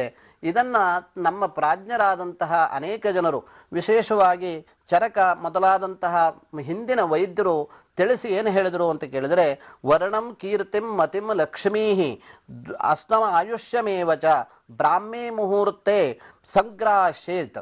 ಅದು ಬ್ರಾಹ್ಮಿ ಮುಹೂರ್ತದಲ್ಲಿ ಅವನು ಎದ್ದ ಅಂತ ಆದರೆ ಅವನಿಗೆ ಕೀರ್ತಿ ಅಂದರೆ ಯಶಸ್ಸು, ವರ್ಣ ಹಾಗೂ ಅವನ ಮತಿ ಬುದ್ಧಿ, ಲಕ್ಷ್ಮಿ ಸಂಪತ್ತು ವೃದ್ಧಿ ಆಗುತ್ತೆ ಅಂತ ಹೇಳ್ತಾರೆ. ಇಂತಹ ಸಂಪತ್ತು ವೃದ್ಧಿ ಆಗಬೇಕಾದ್ರೆ ಬ್ರಾಹ್ಮಿ ಮುಹೂರ್ತದಂತಲೇ ನೀವು ಹೇಳಿದಂತೆ ಬ್ರಾಹ್ಮಿ ಮುಹೂರ್ತದಲ್ಲಿ ನಾವು ಹೇಳಬೇಕು. ಅಂತಹ ಬ್ರಾಹ್ಮ ಮುಹೂರ್ತ ಅನ್ನುವಂತಹದ್ದು 4:15 5 ಅಥವಾ 5:30 ಅಂತ ಇಟ್ಕೊಳ್ಳಿ. ಸೂರ್ಯೋದಯದ ವ್ಯತ್ಯಾಸವಾದಾಗ ಸ್ವಲ್ಪ ವ್ಯತ್ಯಾಸ ಬರುತ್ತೆ. ಅದರಿಂದ 5ರಿಂದ 5:30 ಅಂತ ನಾವು ಪ್ರಧಾನವಾಗಿ ಇಟ್ಟುಕೊಂಡ್ರೆ ನಾವು ಈ ಸಂದರ್ಭದಲ್ಲಿ ಏಳುವುದನ್ನು ಕಲಿಯಬೇಕು. ಹಾಗೆ ಕಲಿತು ನಾವು ಸ್ವಲ್ಪ ಓಡಾಡಿಕೊಂಡು ಬಂದರೆ ಮನುಷ್ಯನ ಜೀವನದಲ್ಲಿ ಒಂದು ಚೈತನ್ಯ ತುಂಬುತ್ತೆ. ಹಿಂದಿನದನ್ನು ಕಳೆದು ಸೂರ್ಯ ನಮಗೆ ಪ್ರತಿ ದಿವಸದಲ್ಲಿ ಉದಯಿಸುವ ಹಾಗೆ ನೋಡುವ ಹಾಗೆ ನಮ್ಮ ಜೀವನದಲ್ಲಿಯೂ ಸಹಿತ ಸೂರ್ಯನ ಉದಯವಾಗುತ್ತೆ ನಮ್ಮ ಮನಸ್ಸಿನಲ್ಲಿ. ಅಂತಹ ಮನಸ್ಸನ್ನು ನೀವೇ ಅನುಭವಿಸಬೇಕು. ಯಾರೇ ಬೇರೆಯವರು ಹೇಳಿದ್ರಿಂದ ಇದು ಬರುವುದಿಲ್ಲ. ನೀವು ಮಾಡಿದಾಗ ಸ್ವತಃ ಅದರ ಅನುಭವ ಸಹಿತ ವೇದ್ಯವಾಗುತ್ತೆ. ಅಂತಹ ಅನುಭವ ಬಂದಾಗ ನಾವು ಖಂಡಿತವಾಗಿ ಆ ಅನುಭವವನ್ನು ಮರೆಯುವುದಿಲ್ಲ. ಅಂತಹ ಅನುಭವವನ್ನು ಪ್ರತಿ ದಿವಸದಲ್ಲಿ ನೀವು ಪಡೆಯುವಂತಾಗಬೇಕು. ಅಂತಹ ಅನುಭವ ನಮ್ಮನ್ನು ಹೆಚ್ಚಿನ ದೊಡ್ಡದಾಗಿ ಮಾಡುತ್ತೆ. ಆರೋಗ್ಯಂ ಭಾಸ್ಕರಾದಿ ಇಚ್ಛೆ ಅಂತ ಹೇಳಿದರು. ಭಾಸ್ಕರನಿಂದ ಆರೋಗ್ಯವನ್ನ ಇಚ್ಛೆ ಮಾಡಬೇಕು ಅಂತ. ಅಂತಹ ಭಾಸ್ಕರನಿಂದ ರವಿಯನ್ನ ಪ್ರತಿ ದಿವಸದಲ್ಲಿಯೂ ನಮಸ್ಕಾರ ಮಾಡಬೇಕು. ಪ್ರತಿ ದಿವಸದಲ್ಲಿಯೂ ನಾವು ಸೂರ್ಯೋದಯದ ಕಾಲದಲ್ಲಿ ಎದ್ದು ತಿರುಗಾಡುವುದನ್ನ, ಓಡಾಡುವುದನ್ನ ಹಾಗೂ ನಡೆದಾಡುವುದನ್ನ, ಆ ಸಂದರ್ಭದಲ್ಲಿ ನಮ್ಮ ಕಾರ್ಯಪ್ರವೃತ್ತರಾದರೆ ಉತ್ಸಾಹ, ಮನುಷ್ಯನಲ್ಲಿ ಒಂದು ಉತ್ಸಾಹ ತುಂಬುತ್ತೆ, ಉತ್ಸಾಹ ಬರುತ್ತೆ. ಮತ್ತೆ ಹಿಂದಿನದನ್ನು ಮರೆತು ಮುಂದಿನದಕ್ಕೆ ಹೋಗಲಿಕ್ಕೆ ಮನುಷ್ಯನಿಗೆ ಒಂದು ಧೈರ್ಯ ಬರುತ್ತೆ, ಅಂತಹ ಉತ್ಸಾಹ ಸಂಪನ್ನತೆ ಬರುತ್ತೆ. ಅದೀರ್ಘ ಸೂತ್ರಂ, ನಾವು ಹೇಳಿದ್ವಿ ದೀರ್ಘ ಸೂತ್ರಿಗಳಾಗಿರಬಾರದು ಅಂತ. ಅಂತಹ ದೀರ್ಘ ಸೂತ್ರತ್ವ ಹೋಗುತ್ತೆ. ಯಾಕಂದ್ರೆ ನಾವು 9 ಗಂಟೆಯೋ 10 ಗಂಟೆನೋ ಎದ್ರೆ ದೀರ್ಘ ಸೂತ್ರತ್ವ ಬರುತ್ತೆ. ನಮಗೆ ಬೆಳಗಿನ ಕೆಲಸಗಳು ಆಗೋದಿಲ್ಲ, ಮತ್ತೆ ಮುಂದಿನ ಕೆಲಸಗಳು ಸಾಧ್ಯ ಆಗೋದಿಲ್ಲ. ಹಾಗಾಗಿ ಬೆಳಗ್ಗೆ ಮುಂಚೆ ನಾವು ಎದ್ದು ಕೆಲಸವನ್ನು ಪ್ರಾರಂಭ ಮಾಡಿಕೊಂಡು ಅಂತಾದ್ರೆ ದೀರ್ಘ ಸೂತ್ರಿತ್ವ ಕಡಿಮೆ ಆಗುತ್ತೆ. ದೀರ್ಘ ಸೂತ್ರಿತ್ವ ಅಂದ್ರೆ ಏನು? ತುಂಬಾ ದೀರ್ಘವಾಗಿ ಕೆಲಸ ಮಾಡುವಂತಹದ್ದು. ಇವತ್ತು ಮಾಡ್ತೇನೆ ಅಂತ ಹೇಳೋದು, ಇವತ್ತು ಮಾಡದೇ ಇರೋದು, ನಾಳೆ ಮಾಡ್ತೇನೆ ಅಂತ ಹೇಳೋದು, ನಾಳೆನೂ ಮಾಡದೇ ಇರೋದು, ಇದನ್ನ ದೀರ್ಘ ಸೂತ್ರಿತ್ವ ಅಂತ ಕರೆದ್ರು. ಇಂತಹ ದೀರ್ಘ ಸೂತ್ರಿತ್ವ ಮನುಷ್ಯನಲ್ಲಿ ಉಂಟಾಗಬಾರದು ಅಂತಾದ್ರೆ ಅವನು ಪ್ರತಿ ದಿವಸ ಬೆಳಿಗ್ಗೆ ಏಳಬೇಕು. ಹಾಗೆ ಪ್ರಾತಸ್ಮರಣೆಯನ್ನು ಮಾಡಬೇಕು. ಪ್ರತಿ ದಿವಸದಲ್ಲಿಯೂ ಪ್ರಾತಸ್ಮರಣೆಯನ್ನು ಮಾಡಬೇಕು. ಪ್ರಾತಸ್ಮರಣೆ ಅಂದರೆ ನಿಮ್ಮ ಯಾವ ದೇವರನ್ನು ಇಷ್ಟಾರ್ಥ ದೇವರು ಇಟ್ಕೊಳ್ಳಿ. ಗಣಪತಿ ಅಂತ ಇಟ್ಕೊಳ್ಳಿ, ಈಶ್ವರ ಅಂತ ಇಟ್ಕೊಳ್ಳಿ, ಲಕ್ಷ್ಮಿ ಅಂತ ಇಟ್ಕೊಳ್ಳಿ, ಸರಸ್ವತಿ ಅಂತ ಇಟ್ಕೊಳ್ಳಿ, ಗುರು ಅಂತ ಇಟ್ಕೊಳ್ಳಿ, ನಿಮಗೆ ಬುದ್ಧಿಯನ್ನು ಕೊಟ್ಟಂತಹ, ವಿದ್ಯೆಯನ್ನು ಕೊಟ್ಟಂತಹ ಗುರು ಅಂತ ಇಟ್ಕೊಳ್ಳಿ, ತಂದೆ ತಾಯಿ ಅಂತ ಇಟ್ಕೊಳ್ಳಿ. ಹೆಚ್ಚಿನದಾಗಿ ನಮ್ಮ ದೇಹವನ್ನ, ನಮ್ಮ ಶರೀರವನ್ನ, ನಮಗೆ ಎಲ್ಲ ರೀತಿಯ ಒಂದು ಬ್ಲಡ್ಡು, ಹಾಗೆ ನಮ್ಮ ಬುದ್ಧಿ ಹಾಗೂ ಅದಕ್ಕೆ ಬೇಕಾಗಿರುವಂತಹ ಶಕ್ತಿಯನ್ನು ತುಂಬಿದಂತಹ ಯಾವ ದೇವತೆಗಳಿದ್ದಾರೆ ತಂದೆ ತಾಯಂದರು, ಆ ತಂದೆ ತಾಯಂದರಿಗೆ ಪ್ರಾತಸ್ಮರಣೀಯರವರು. ಅಂತಹ ಅವರನ್ನ ಪ್ರಾತಃದಲ್ಲಿ, ಬೆಳಗಿನ ಕಾಲದಲ್ಲಿ ನಮಸ್ಕಾರ ಮಾಡಿ, ಬೇರೆ ಏನೂ ಇಲ್ಲ, ಕೇವಲ ನಮಸ್ಕಾರ ಮಾಡಬೇಕು ನಿಮ್ಮ ಮನಸ್ಸಿನಿಂದ, ಶ್ರದ್ಧೆಯಿಂದ. ಅದನ್ನು ಮಾಡಿದಾಗ ಖಂಡಿತವಾಗಿ ನಿಮಗೆ ಒಂದು ರೀತಿಯ ಉತ್ಸಾಹ ಬರುತ್ತೆ, ದೀರ್ಘ ಸೂತ್ರಿತ್ವ ಅನ್ನುವಂತಹದ್ದು ನಾಶ ಆಗುತ್ತೆ. ಇದನ್ನು ನೀವು ಮಾಡಿ ನೋಡಬೇಕು. ಮಾಡಿ ನೋಡಿದಾಗ ಮಾತ್ರ ಇದು ನಿಮಗೆ ಖಂಡಿತವಾಗಿ ಗೊತ್ತಾಗುತ್ತೆ. ನಮ್ಮ ಕಾರ್ಯಕ್ರಮಕ್ಕೆ ಯಾರೋ ಕರೆ ಮಾಡಿ ಕಾಯ್ತಿದ್ದಾರೆ. ಯಾರವರು ಕೇಳೋಣ ಬನ್ನಿ. ಹಲೋ ಹಲೋ, ನಮಸ್ತೆ, ಯಾರು ಮಾತಾಡ್ತಿರೋದು? ನಮಸ್ಕಾರ ಮೇಡಮ್. ಮೇಡಮ್ ಸತೀಶ್ ಅಂತ. ಸತೀಶ್ ಅವರೇ, ಎಲ್ಲಿಂದ ಕರೆ ಮಾಡ್ತಿದ್ದೀರಾ? ಮೇಡಮ್ ನಮಸ್ತೆ, ಭದ್ರಾವತಿಯಿಂದ ಮೇಡಮ್. ಹೌದಾ, ಭದ್ರಾವತಿಯಿಂದ ಕರೆ ಮಾಡ್ತಿದ್ದೀರಾ. ಯಾರ ಬಗ್ಗೆ ಕೇಳ್ಬೇಕಿತ್ತು ಸತೀಶ್ ಅವರೇ? ಮೇಡಮ್ ನನ್ನ ಬಗ್ಗೆನೇ ಕೇಳ್ಬೇಕಾಯ್ತು ಮೇಡಮ್. ಹುಟ್ಟಿದ ದಿನಾಂಕವನ್ನ ತಿಳಿಸಿ. ಮೇಡಮ್ 20 ಹಾ 7 ಹ್ಮ್ 1978 ಮೇಡಮ್. 20/7/1978 ಅಲ್ವಾ ಸತೀಶ್ ಅವರೇ? ಹೌದು ಮೇಡಮ್. ಸಮಯ?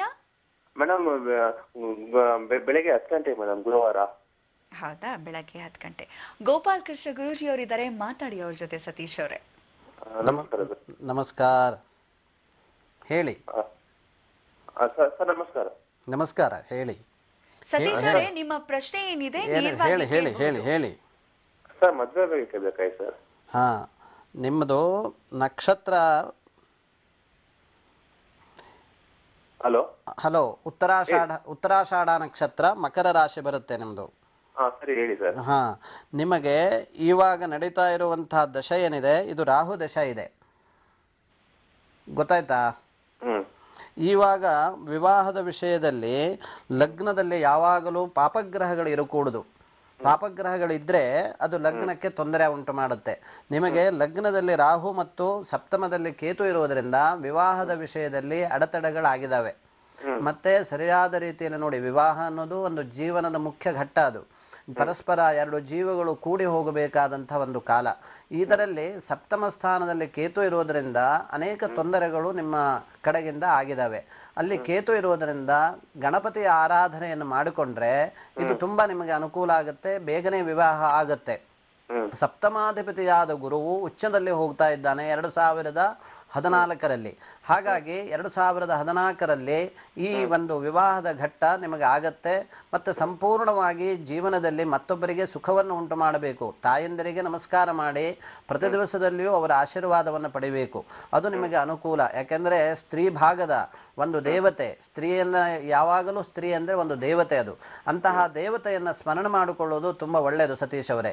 ಬರೇ ನಿಮಗೊಂದು ಅಂತಲ್ಲ, ಇದು ಎಲ್ಲ ಜನರಿಗೂ ಹೇಳುವಂತಹದ್ದು. ಬಹಳ ಮಂದಿ ಏನ್ ತಿಳ್ಕೊಳ್ತಾರೆ ಅಂತಂದ್ರೆ ವಿವಾಹ ಅನ್ನೋದು ಒಂದು ಭೋಗ ಅಂತ. ಆದರೆ ಅದು ಭೋಗ ಆಗಬಾರದು. ನಿತ್ಯ ಜೀವನದಲ್ಲಿ ಒಂದು ಲಕ್ಷ್ಮಿಯನ್ನು ನಾವು ಕೈ ಹಿಡಿದಿದ್ದೇವೆ, ನಮ್ಮ ಜೀವನ ಅದರಿಂದ ನಮಗೆ ಒಳ್ಳೇದಾಗುತ್ತೆ ಅನ್ನುವಂತಹ ಒಂದು ಭಾವ ನಮ್ಮದಿರಬೇಕು. ಆದ್ದರಿಂದ ಅದನ್ನು ತಾಯಿ ಅಂತಲೂ ಕರೆದರು. ಆದ್ರಿಂದಲೇ ನಾವು ಊಟ ಮಾಡುವಾಗ ತಾಯಿ ಹೇಗೆ ಊಟ ಬಡಿಸ್ತಾಳೋ ಹಾಗೆ ಹೆಂಡತಿ ಆ ಪ್ರೀತಿಯಿಂದ ಆ ಹೆಣ್ಣು ಮಕ್ಕಳನ್ನ ಕಂಡ್ರೆ ಅದು ನಮಗೆ ಜೀವನದಲ್ಲಿ ಅನುಕೂಲ ಆಗತ್ತೆ. ಸತೀಶ್ ಅವರೇ, ಧನ್ಯವಾದಗಳು ನಮ್ಮ ಕಾರ್ಯಕ್ರಮಕ್ಕೆ ಕರೆಯನ್ನ ಮಾಡಿದ್ದಕ್ಕಾಗಿ. ಗುಜಿ, ನೀವು ಹೇಳ್ತಿದ್ರಿ ಪ್ರಾತಃ ಕಾಲದಲ್ಲಿ ಹೇಳ್ಬೇಕು, ನಾವು ಸೂರ್ಯ ನಮ್ಮನ್ನು ಸ್ವಾಗತಿಸೋದಲ್ಲ, ನಾವು ಸೂರ್ಯನನ್ನ ಸ್ವಾಗತಿಸ್ಬೇಕು, ತುಂಬಾ ಒಳ್ಳೇದಾಗತ್ತೆ ಅಂತ ವೈಜ್ಞಾನಿಕ ಕಾರಣ ಕೂಡ ಇದೆ ಅದಕ್ಕೆ ಅಂತ ಕೂಡ ಹೇಳ್ತಿದ್ರಿ. ಆದ್ರೆ ಗುರುಜಿ, ಎದ್ದ ಕೂಡಲೇ ನಾವು ಬಲಗಡನೆ ಏಳೋದು, ಯಾಕಂದ್ರೆ ಶುಭ ಅದು ಅಂತ ಹೇಳ್ತಾರಲ್ವೇ, ಆ ಎದ್ದ ನಂತರ ಏನ್ ಮಾಡ್ಬೇಕು ಗುರುಜಿ? ನೋಡಿ, ನಾವು ಬಲಗಡೆಯಲ್ಲೇ ಏಳ್ತೇವೆ. ಬಲ ಅನ್ನೋದು ಇದು ಒಂದು ಪುರುಷ ಸ್ಥಾನ ಅಂತಲೂ ಒಂದು ಹೇಳಿದರು. ಎಡ ಅನ್ನುವಂತಹದ್ದು ಸ್ತ್ರೀ ಭಾಗ ಅಂತ ಹೇಳಿದರು. ದೇಹದಲ್ಲಿ ಎರಡು ಭಾಗ ಇದೆ, ಪುರುಷ ಮತ್ತು ಪ್ರಕೃತಿ ಅಂತ. ಮನುಷ್ಯನಲ್ಲಿ ಪುರುಷ ಪ್ರಕೃತಿ ಸ್ವಭಾವ ಗುಣಗಳು ಕೂಡಿರ್ತವೆ. ಹೇಗೆ ಒಂದು ಅಕ್ಷರದಲ್ಲಿ ಈಗ ಬಾ ಅಂತ ಹೇಳುವಾಗ ಬ ಅನ್ನುವಂತಹ ವ್ಯಂಜನ ಮತ್ತು ಆ ಎನ್ನುವಂತಹ ಸ್ವರ ಕೂಡಿರುತ್ತೋ, ಹಾಗೆ ಜೀವನದಲ್ಲಿ ಪ್ರತಿಯೊಂದು ಸಹಿತ ಶಕ್ತಿಯನ್ನು ದ್ಯೋತಕವಾಗಿ ಮನುಷ್ಯ ಇರ್ತಾನೆ. ಹಾಗೆ ನಮ್ಮ ಜೀವನದ ಒಂದು ಭಾಗ ಅಂದರೆ ಶರೀರ ಅನ್ನುವಂತಹ ಒಂದು ಭಾಗದಲ್ಲಿ ಇದು ಬಲಭಾಗ ಅನ್ನೋದು ಒಂದು ಪುರುಷ ಭಾಗ. ಆ ಪುರುಷ ಭಾಗದಲ್ಲಿದ್ದರೆ ಪೌರುಷತ್ವ ಹೆಚ್ಚುತ್ತೆ ಅನ್ನೋದಾಗಿ ಅದನ್ನು ಹೇಳಿದರು. ಅದು ಶುಭ ಅಂತ ಕರೆದರು. ಶುಭ ಯಾಕೆ ಬರಬೇಕು ಅಂದರೆ ಮನುಷ್ಯನಿಗೆ ಪುರುಷತ್ವ ಇರಬೇಕು, ಅಂದರೆ ಪೌರುಷ ಬೇಕು. ನಾವು ಹೇಳಿದ್ರು ಉತ್ಸಾಹ ಸಂಪನ್ನಂ ಅದೀರ್ಘ ಸೂತ್ರಂ ಕ್ರಿಯಾವಿಧಿಜ್ಞಂ, ಕ್ರಿಯೆಗಳನ್ನು ತಿಳಿದಿರಬೇಕು. ಅಂತಹ ಕ್ರಿಯೆಗಳನ್ನು ನಾವು ತಿಳಿಬೇಕು ಅಂತಾದರೆ ಪುರುಷತ್ವದಿಂದ ಸಾಧ್ಯ ಅಂತ, ಸ್ತ್ರೀಯಿಂದ ಅಲ್ಲ ಅಂತ ಅಲ್ಲ ಅದಕ್ಕೆ ಅರ್ಥ. ಪುರುಷತ್ವ ಅವನಲ್ಲಿ ಮನುಷ್ಯನಲ್ಲಿ ಹೆಚ್ಚಿರಬೇಕು, ಪುರುಷತ್ವ ಅವನಲ್ಲಿ ಬೆಳೆಯಬೇಕು ಅನ್ನುವಂತಹ ಒಂದು ಉದ್ದೇಶದಿಂದ ಪ್ರತಿಯೊಬ್ಬನಲ್ಲಿ ಪೌರುಷ ಹೆಚ್ಚಿದ್ರೆ ಆ ಕೆಲಸ ಸಾಧನೆ ಮಾಡಲಿಕ್ಕಾಗತ್ತೆ. ಅಲ್ಲದೆ ಹೋದರೆ ಪುರುಷತ್ವ ಇಲ್ಲ ಅಂದರೆ ಕೆಲಸ ಬಿದ್ದು ಹೋಗುತ್ತೆ.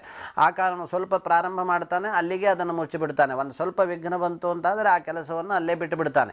ಹಾಗೆ ಬಿಡಬಾರದು. ಅವನು ನೇರವಾಗಿ ಕೆಲಸವನ್ನು ಎಲ್ಲಿಗೂ ಬಿಡದೆ ಮುಂದುವರಿಸಿಕೊಂಡು ಯಾರು ಹೋಗ್ತಾನೆ, ಅದು ಪುರುಷ ಇರಬಹುದು ಸ್ತ್ರೀ ಇರಬಹುದು, ಲಿಂಗಭೇದ ಇಲ್ಲ ಅದಕ್ಕೆ. ಯಾವುದೇ ಆದರೂ ಆ ಪುರುಷತ್ವದಿಂದ ಧೈರ್ಯದಿಂದ ಮಾಡುವಂತಹದ್ದು ಕೆಲಸವನ್ನು ಸಾಧನೆ ಮಾಡಲಿಕ್ಕೆ ಸಾಧ್ಯ ಆಗುತ್ತೆ. ಅಂತಹ ಸಾಧನೆ ಮಾಡಬೇಕು ಅಂತಾದರೆ ನಮ್ಮ ಕೈಯಿಂದಲೇ ಮಾಡಬೇಕು ತಾನೆ. ಆದ್ದರಿಂದಲೇ ಮೊದಲು ಪ್ರಭಾತೆ ಕರದರ್ಶನಂ ಅಂತ ಹೇಳಿದರು. ಇದರಲ್ಲಿ ಮೂಲದಲ್ಲಿ ಲಕ್ಷ್ಮಿ ಇರುತ್ತೆ, ಅಂತ್ಯದಲ್ಲಿ ಲಕ್ಷ್ಮಿ ಇರುತ್ತೆ, ಮಧ್ಯದಲ್ಲಿ ಸರಸ್ವತಿ ಇರುತ್ತೆ, ಅದರ ಕೆಳಗಡೆ ಪಾರ್ವತಿ ಇರುತ್ತೆ ಅಂತ ಹೇಳಿದರು. ಕರಾಗ್ರೇ ವಸತೆ ಲಕ್ಷ್ಮಿ, ಕರ ಮಧ್ಯೆ ಸರಸ್ವತಿ, ಕರಮೂಲೇತು ಶಾಂಕರಿ ಅಂತ ಹೇಳಿದರು. ಇದರಲ್ಲಿ ಪಾರ್ವತಿ, ಇದರ ಮಧ್ಯದಲ್ಲಿ ಸರಸ್ವತಿ, ಅಗ್ರದಲ್ಲಿ ಲಕ್ಷ್ಮಿ ಇರುತ್ತೆ ಅಂತ. ಏನು ಲಕ್ಷ್ಮಿ ಇದರಲ್ಲಿ ಕರಾಗ್ರದಲ್ಲಿ ಅಂತ ಕೇಳಿದರೆ, ನಾವೆಲ್ಲ ಮಾಡುವಂತಹದ್ದು ಕೆಲಸ ಮಾಡಲಿಕ್ಕೆ ಭಗವಂತ ಈ ಕೈಯನ್ನು ನಮಗೆ ಕೊಟ್ಟಿದ್ದಾನೆ, ಪ್ರಕೃತಿದತ್ತವಾದದ್ದು. ನಾವು ಹುಟ್ಟಬೇಕಾದ್ರೆ ಎಲ್ಲರೂ ಕೈಯಿಂದ ಬರ್ತಾರೆ, ಕೆಲವು ಮಂದಿ ಆಗೋದಿಲ್ಲ ಬಿಡಿ. ಆದರೆ ಬಹಳ ಮಂದಿ ನಾವು ಕೈಯನ್ನು ಭಗವಂತ ಕೊಟ್ಟಿರುವಂತಹದ್ದು, ಅಂದರೆ ಪ್ರಕೃತಿಯಿಂದಲೇ ಬಂದಿರುವಂತಹದ್ದು. ಅಂತಹ ಭಗವಂತನು ದುಡಿಯುವುದಕ್ಕಾಗಿ ಈ ಕೈಯನ್ನು ಕೊಟ್ಟಿದ್ದಾನೆ. ಚೆನ್ನಾಗಿ ದುಡಿ, ಬೇರೆಯವರ ಕಡೆಗೆ ನೋಡಬೇಡ, ಬೇರೆಯವರ ಕಡೆಗೆ ಚಾಚಬೇಡ ಎನ್ನುವಂತಹ ಉದ್ದೇಶದಿಂದಲೇ ಕೈಯನ್ನು ನಮಗೆ ಕೊಟ್ಟಿದ್ದಾನೆ. ಇಂತಹ ಕೈಯಿಂದ ನಾವು ಪ್ರತಿ ದಿವಸ ದುಡಿಯಬೇಕು. ಅಂತಹ ದುಡಿದಾಗ ನಮಗೆ ಕರಾಗ್ರೆ ವಸತೆ ಲಕ್ಷ್ಮಿ, ಈ ಕರದಲ್ಲಿ ಯಾವಾಗಲೂ ಬೇರೆಯವರಿಗೆ ಕೊಡುವಂತಹ ಲಕ್ಷ್ಮಿ ನಮ್ಮದಾಗತ್ತೆ. ಆ ದೃಷ್ಟಿಯಿಂದ ಈ ಭಗವಂತ ಕೊಟ್ಟಿರುವಂತಹ ಪ್ರಕೃತಿದತ್ತವಾಗಿರುವಂತಹ ಈ ಕೈ ಏನಿದೆ ಇದರನ್ನು ದರ್ಶನ ಮಾಡಬೇಕು. ನೀನು ಚೆನ್ನಾಗಿ ದುಡಿ, ಚೆನ್ನಾಗಿ ಭೋಗಿಸು, ಚೆನ್ನಾಗಿ ವಿದ್ಯೆಯನ್ನು ಆರ್ಜನೆ ಮಾಡು, ಚೆನ್ನಾದ ಶಕ್ತಿವಂತನಾಗು. ಹೀಗೆ ಈ ಕರವನ್ನು ಕೊಟ್ಟಿದ್ದಾನೆ ವಿನಃ ಸುಮ್ಮನೆ ಆಲಸ್ಯಗಳಾಗಿಯೋ ಸೋಮಾರಿಗಳಾಗಿಯೋ ಇರಲಿಕ್ಕಲ್ಲ. ಅಂತಹ ಸೋಮಾರಿಗಳಾಗಬಾರದು ಅನ್ನುವಂತಹ ಉದ್ದೇಶ ಇದ್ದರೆ ಕರದರ್ಶನವನ್ನು ಮಾಡಿದಾಗ ಅವನಲ್ಲಿ ಒಂದು ಉತ್ಸಾಹ, ನಾನು ಹೇಳಿದಲ್ಲ ಬೆಳಗ್ಗೆ ಉತ್ಸಾಹ ಬರುತ್ತೆ, ಚೈತನ್ಯ ಬರುತ್ತೆ. ಚೈತನ್ಯದ ಒಂದು ಬುಗ್ಗೆ ನಮ್ಮಲ್ಲಿ ಪ್ರಾರಂಭ ಆಗುತ್ತೆ. ಕೈಯ ಧರ್ಮ ಅರ್ಥ ಕಾಮ ಮೋಕ್ಷಗಳನ್ನೇ ಕೈಯಿಂದ ನಾವು ಮಾಡುವಂತಹದ್ದು. ಧರ್ಮವನ್ನು ಆಚರಣೆ ಮಾಡೋದಿರಲಿ, ಅರ್ಥವನ್ನು ಆಚರಣೆ ಸಂಗ್ರಹ ಮಾಡೋದಿರಲಿ, ಅಥವಾ ಕರ್ಮವನ್ನು ಮಾಡೋದಿರಲಿ, ಅಥವಾ ಮೋಕ್ಷವನ್ನು ಪಡೆಯುವುದಾಗಲಿ, ಇದೇ ಕೈಯಿಂದ. ಕೈ ಮಾಡಿದ್ರಿಂದಲೇ ಮುಂದೆ ಎಲ್ಲದೂ ಆಗುವಂತಹದ್ದು. ಆದ್ದರಿಂದ ಪ್ರಭಾತೆ ಕರದರ್ಶನಂ, ಆ ಕರದರ್ಶನವನ್ನು ಮಾಡಿ ಈ ಕೈಯಿಂದ ಉತ್ತಮವಾದ ಕೆಲಸವನ್ನು ಮಾಡಿಸಪ್ಪ. ಜನರಿಗೆ ಕಷ್ಟಪಟ್ಟು ದುಡಿದು ವಿದ್ಯೆಯನ್ನು ಅಥವಾ ಸರಸ್ವತಿಯನ್ನು ಅಥವಾ ಲಕ್ಷ್ಮಿಯನ್ನು ಪಾರ್ವತಿಯನ್ನು ಅನುಗ್ರಹ ಮಾಡುವಂತಹ ಸಂಪತ್ತು ಈ ಕೈಯಿಂದ ಬರಲಿ. ಒಳ್ಳೆ ಕೆಲಸಗಳು ನಮ್ಮ ಕೈಯಿಂದ ಆಗಲಿ. ನಾವು ಹೇಳ್ಕೊಳ್ಳೋದುಂಟು, ಈ ಒಳ್ಳೆ ಕೆಲಸಗಳು ಈ ಕೈಯಿಂದ ಆಗಬೇಕು, ನಮ್ಮ ಕೈಯಿಂದ ಉತ್ತಮವಾದಂತಹ ಕೆಲಸಗಳಾಗಬೇಕು ಅಂತ ಪ್ರತಿಯೊಬ್ಬನು ಭಾವಿಸ್ತಾರೆ. ಎಲ್ಲರೂ ಸಹಿತ ಭಾವಿಸುವಂತಹದ್ದೇ. ಆದರೆ ಎಷ್ಟು ಮಂದಿಗೆ ಅದನ್ನು ಕೆಲಸ ಮಾಡಲಿಕ್ಕೆ ಸಾಧ್ಯ ಆಗುತ್ತೆ ಅಂತ ಹೇಳಿ, ಎಲ್ಲ ಜನರಿಗೂ ಅದು ಸಾಧ್ಯ ಆಗೋದಿಲ್ಲ. ಹಾಗೆ ಸಾಧ್ಯ ಮಾಡಿಕೊಳ್ಳಬೇಕು ಎನ್ನುವ ಉದ್ದೇಶದಿಂದ ನಮ್ಮ ಹಿರಿಯರು ಏನು ಹೇಳಿದ್ರು, ಪ್ರತಿ ದಿವಸದಲ್ಲಿಯೂ ಕರದರ್ಶನವನ್ನು ಮಾಡಿ ಇದರ ಮೂಲದಲ್ಲಿ ಇರುವಂತಹ ಪಾರ್ವತಿಯನ್ನು, ಮಧ್ಯದಲ್ಲಿರುವಂತಹ ಸರಸ್ವತಿಯನ್ನು, ಕರದ ಅಂತ್ಯದಲ್ಲಿರುವಂತಹ ಲಕ್ಷ್ಮಿಯನ್ನ ಮನಸ್ಸಿನಲ್ಲಿ ಪ್ರಾರ್ಥನೆ ಮಾಡಬೇಕು. ಲಕ್ಷ್ಮಿ ಯಾವಾಗ ಬರುತ್ತೆ ಅಂತಂದ್ರೆ ಉತ್ಸಾಹ ಸಂಪನ್ನಂ ಅದೀರ್ಘ ಸೂತ್ರಂ ಕ್ರಿಯಾವಿಧಿಜ್ಞಂ ವ್ಯಸನೇಶ್ವಸಕ್ತಂ, ವ್ಯಸನದಲ್ಲಿ ಆಸಕ್ತಿ ಇರಬಾರದು. ಈ ಕೈಯಿಂದಲೇ ಇನ್ನೇನನ್ನೋ ನಾವು ಮಾಡಬಹುದು. ಅಂತಹ ವ್ಯಸನಗಳಿಗೆ ಆಸಕ್ತಿಯನ್ನು ಕೊಟ್ಟು ವ್ಯಸನಗಳಿಗೆ ಮನುಷ್ಯ ಹೋಗಬಾರದು. ಅವನು ಉತ್ತಮವಾದಂತಹ ದುಡಿತವನ್ನು ಮಾಡಿ ಉತ್ತಮವಾದಂತಹ ಸಾಧನೆಯನ್ನು ಮಾಡಲಿಕ್ಕೆ ಈ ಕೈ ಭಗವಂತ ನಮಗೆ ನೀಡಿದ್ದಾನೆ ಎನ್ನುವಂತಹ ಲಕ್ಷ್ಯ ಅವನಲ್ಲಿ ಪ್ರತಿ ದಿವಸದಲ್ಲಿಯೂ ಜಾಗೃತ ಆಗಬೇಕು. ಆದ್ದರಿಂದ ಎದ್ದ ತಕ್ಷಣ ಒಮ್ಮೆ ಕರವನ್ನು ನೋಡಿಕೊಳ್ಳಬೇಕು. ಈ ಕರದಿಂದ ನಾವು ಪ್ರತಿ ದಿವಸ ಏನು ಕೆಲಸ ಮಾಡ್ತೇವೆ, ಏನನ್ನು ನಾವು ಪ್ರತಿ ದಿವಸದಲ್ಲಿಯೂ ಮಾಡ್ತೇವೆ, ಇದನ್ನು ನೋಡಿಕೊಂಡಾಗ ಪ್ರತಿಯೊಂದು ವ್ಯಕ್ತಿಯೂ ಸಹಿತ ಅವನಲ್ಲೇ ಬದಲಾವಣೆಗಳು ಉಂಟಾಗುತ್ತೆ. ಅಂತಹ ಬದಲಾವಣೆ ಆಗಬೇಕು ಎನ್ನುವ ಉದ್ದೇಶದಿಂದ ನಮ್ಮ ಹಿರಿಯರು ಪ್ರತಿ ದಿವಸದಲ್ಲಿಯೂ ಕರದರ್ಶನ ಮಾಡಿ, ಆ ಕರದರ್ಶನದಿಂದ ಮಾಡಿರುವುದರಿಂದ ಕಷ್ಟಪಟ್ಟು ದುಡಿದು ಅದನ್ನು ವಿದ್ಯೆ ಬುದ್ಧಿಗಳನ್ನು ಗಳಿಸಿ ಜೀವನದಲ್ಲಿ ಆನಂದವನ್ನು ಗಳಿಸಬಹುದು ಎನ್ನುವಂತಹ ಉದ್ದೇಶದಿಂದ ಇದನ್ನು ಇಟ್ಟರು. ಮುಂದಿನ ಭಾಗದಲ್ಲಿ ಇದಕ್ಕೂ ಹೆಚ್ಚಿನದಾದಂತಹ ವಿವರಣೆಗಳನ್ನು ನೀಡುವ. ರುಜಿ, ನೀವಾಗ್ಲೇ ಹೇಳ್ತಾ ಇದ್ರಿ ಕರದರ್ಶನವನ್ನ ಮಾಡಬೇಕು ಎದ್ದ ಕೂಡ್ಲೆ ಅಂತ. ಇದು ನಮ್ಮ ಬಹಳ ಹಳೆಯ ಒಂದು ಆಚಾರ, ನಡೆದು ಬಂದ ರೀತಿ. ಆದ್ರೆ ಕಾಲ ಬದಲಾದಂತೆ ಸ್ವಲ್ಪ ನಾವು ಬದಲಾಗ್ಬಿಡ್ತಾ ಇದೀವಿ. ಎದ್ದಿದ್ ಕೂಡ್ಲೆ ಇತ್ತೀಚೆಗೆ ಬಂದಿರೋ ಪ್ರತೀತಿ ಏನಪ್ಪಾ ಅಂದ್ರೆ ಕೆಲವೊಂದು ಫೋಟೋಗಳನ್ನ ಹಾಕೊಂಡಿರ್ತೀವಿ. ಅದು ನರಿಗಳಾಗಿರ್ಬಹುದು, ಬಿಳಿ ಕತ್ತೆಗಳಾಗಿರ್ಬಹುದು. ನಮ್ಮನ್ನ ನೋಡಿ ನಿಮ್ಗೆ ಶುಭವಾಗತ್ತೆ ಅನ್ನೋ ಒಂದು ಟೈಟಲ್ ಕೂಡ ಇರುತ್ತೆ. ನೀವೇನ್ ಹೇಳ್ತೀರಾ ಗುರುಜಿ, ಅದು ಸರಿಯೋ ತಪ್ಪೋ? ನೋಡಿ, ವೀಕ್ಷಕರ ಮಧ್ಯದಲ್ಲಿ ನೀವು ಈ ಪ್ರಶ್ನೆಯನ್ನು ಇಟ್ಟಿದ್ದೀರಿ. ತುಂಬ ಚೆನ್ನಾಗಿದೆ ಇದು. ನಾನು ಇದಕ್ಕೆ ಸರಳವಾದಂಥ ಒಂದು ಉತ್ತರವನ್ನು ಹೇಳಬೇಕು ಅಂತ ನನ್ನ ಮನಸ್ಸಿನಲ್ಲಿ ಬಂದಿದೆ. ಏನೆಂದರೆ, ಮನೆಯ ಮುಂದುಗಡೆ ನಾವೆಲ್ಲ ಮನೆಯಲ್ಲಿ ಒಂದು ನಾಯಿಯನ್ನು ಸಾಕ್ತೇವೆ. ಯಾಕೆ ಸಾಕ್ತೇವೆ? ನಮ್ಮ ಮನೆಯನ್ನು ರಕ್ಷಣೆ ಮಾಡಬೇಕು. ಯಾರಾದರೂ ಪರಿಚಯ ಇಲ್ಲದೆ ಹೋದವರೇ ಬಂದಾಗ ಅದು ದೊಡ್ಡ ಧ್ವನಿಯಲ್ಲಿ ಕೂಗುತ್ತೆ. ಆ ಕೂಗಿ ನಮ್ಮನ್ನು ಎಚ್ಚರ ಮಾಡಬೇಕು ಅಥವಾ ನಮಗೆ ಎಚ್ಚರಿಸಬೇಕು ಎನ್ನುವಂತಹ ಉದ್ದೇಶದಿಂದ ಅತ್ಯಂತ ಪ್ರೀತಿಯಿಂದ ಒಂದು ನಾಯಿಯನ್ನು ನಾವು ಸಾಕ್ತೇವೆ. ಆ ನಾಯಿಯ ಒಂದು ಫೋಟೋವನ್ನು ದೊಡ್ಡದಾಗಿ ಮನೆಯ ಮುಂದುಗಡೆ ಇಟ್ಟುಬಿಡೋದು. ಆ ನಾಯಿಯಿಂದ ಆಗುವಂತಹ ಪ್ರಯೋಜನ ಆಗತ್ತಾ ವ್ಯಕ್ತಿಗೆ? ಆಗೋದಿಲ್ಲ. ಆಗ್ತದಾ? ಇಲ್ಲ. ಹಾಗಿದ್ರೆ ನಾವೇನು ಮಾಡಬೇಕು? ಯಾವುದೇ ಒಂದು ಪ್ರಕೃತಿ ದತ್ತವಾದಂತಹ, ಪ್ರಕೃತಿ ಸ್ವಭಾವತಃ ಇರುವಂತಹದ್ದನ್ನು ನೋಡಿ, ಪ್ರಕೃತಿಯೇ ದೇವರು ಎನ್ನುವಂತಹದ್ದನ್ನು ತಿಳಿದು ದೇವತಾ ಶಕ್ತಿ ಅದರಲ್ಲಿ ಇರುತ್ತೆ. ನಾನು ನಿಮಗೆ ಹೇಳಿದೆ, ಝೇಂಕಾರ ಮಾಡುವಂತಹ ನೊಣ ಅಲ್ಲಿ ಬರುತ್ತೆ ಅಂತ ಹೇಳಿದೆ. ಆ ನೊಣ ಏನು ತಿಳಿಸುತ್ತೆ? ಸಣ್ಣ ಸಣ್ಣದಾಗಿ ನೀವು ಗ್ರಹಿಸಿ ಜೀವನದಲ್ಲಿ ದೊಡ್ಡದಾದದ್ದನ್ನು ಸಾಧನೆ ಮಾಡಬಹುದು. ಒಂದು ಪರಾಗವನ್ನು ತಂದು ಜೇನಿನನ್ನು ಅದು ಕಟ್ಟುತ್ತೆ. ಅಂತಹ ಜೇನು ಅನೇಕ ಜನರಿಗೆ ಸವಿಯನ್ನು ಕೊಡುತ್ತೆ. ಆ ಜೇನು ಆಗುವಂತಹದ್ದು ಕೇವಲ ಒಂದು ಸಣ್ಣ ಪರಾಗದಿಂದ. ಹಾಗೆ ವ್ಯಕ್ತಿಯು ಸಣ್ಣ ಸಣ್ಣದಾದಂತಹ ಉತ್ತಮವಾದ ಕೆಲಸವನ್ನು ಮಾಡಿ ಒಮ್ಮೆನೆ ಎಲ್ಲದನ್ನೂ ಸಾಧನೆ ಮಾಡ್ಲಿಕ್ಕೆ ಆಗುವುದಿಲ್ಲ. ಉತ್ತಮವಾದ ಸಾಧನೆಯನ್ನು ಮಾಡಬೇಕಾದ್ರೆ ಒಂದು ಚಿಕ್ಕದಾದಂತಹ ಕೆಲಸವನ್ನು ಮಾಡಬೇಕು. ಚಿಕ್ಕದಾದಂತಹ ಒಳ್ಳೆಯ ಕೆಲಸವನ್ನು ಮಾಡಿ ದೊಡ್ಡ ಸಾಧನೆಗೆ ಮುಟ್ಟಬೇಕು. ಯಾರು ಸಾಧನಾತ್ಮಕವಾಗಿ ಯಾರು ಜೀವನದಲ್ಲಿ ಬಂದರೋ ಅವರೆಲ್ಲರೂ ಸಹಿತ ಸಣ್ಣದಾದ ಸಾಧನೆಯನ್ನೇ ಮಾಡಿ ದೊಡ್ಡದಾದಂತಹ ಸಾಧನೆಯನ್ನು ಮಾಡಿದರು. ಹಾಗೆ ಸಾಧನೆ ಮಾಡಲಿಕ್ಕೆ ಇದೊಂದು ಕಾರಣ ಆಗುತ್ತೆ. ಹಾಗೆ ಪ್ರಕೃತಿಯಲ್ಲಿ ನಮಗೆ ಅನೇಕ ಉದಾಹರಣೆಗಳಿದ್ದಾವೆ. ಅಂತಹ ಉದಾಹರಣೆಗಳನ್ನು ನಾವು ಅಲ್ಲಿ ಬಳಸಿಕೊಂಡು ಜೀವನವನ್ನ ಬಳಸಿಕೊಂಡಂತಹ ಶಬ್ದಗಳು ನಮ್ಮಲ್ಲಿ ಯಾವಾಗಲೂ ಅದನ್ನು ನೋಡಿದಾಗ ಆ ಶಕ್ತಿ ನಮ್ಮಲ್ಲಿ ಜಾಗೃತವಾಗಬೇಕು. ಅಂತಹ ಶಕ್ತಿ ನಮ್ಮಲ್ಲಿ ಜಾಗೃತ ಆಗಬೇಕು ಎನ್ನುವ ಉದ್ದೇಶದಿಂದ ಇಂತಹ ಒಂದು ಬೆಳಗ್ಗೆ ಎದ್ದಾಗ ಕರದರ್ಶನ ಮಾಡಬೇಕು ಅಥವಾ ಬೆಳಗ್ಗೆ ಎದ್ದ ನಂತರ ಯಾವುದನ್ನು ನೋಡಬೇಕು ಅನ್ನೋದನ್ನು ನಮ್ಮ ಹಿರಿಯರು ಹೇಳಿದರು. ಅಂದ್ರೆ ಅರ್ಥ ಗುರುಜಿ, ನೀವು ಹೇಳೋದು ಪ್ರಕೃತಿ ದತ್ತವಾಗಿ ನಮ್ಗೆ ಅದು ನೇರವಾಗಿ ಸಿಕ್ಕಿದ್ರೆ ಒಳ್ಳೇದು, ಶುಭದಾಯಕ.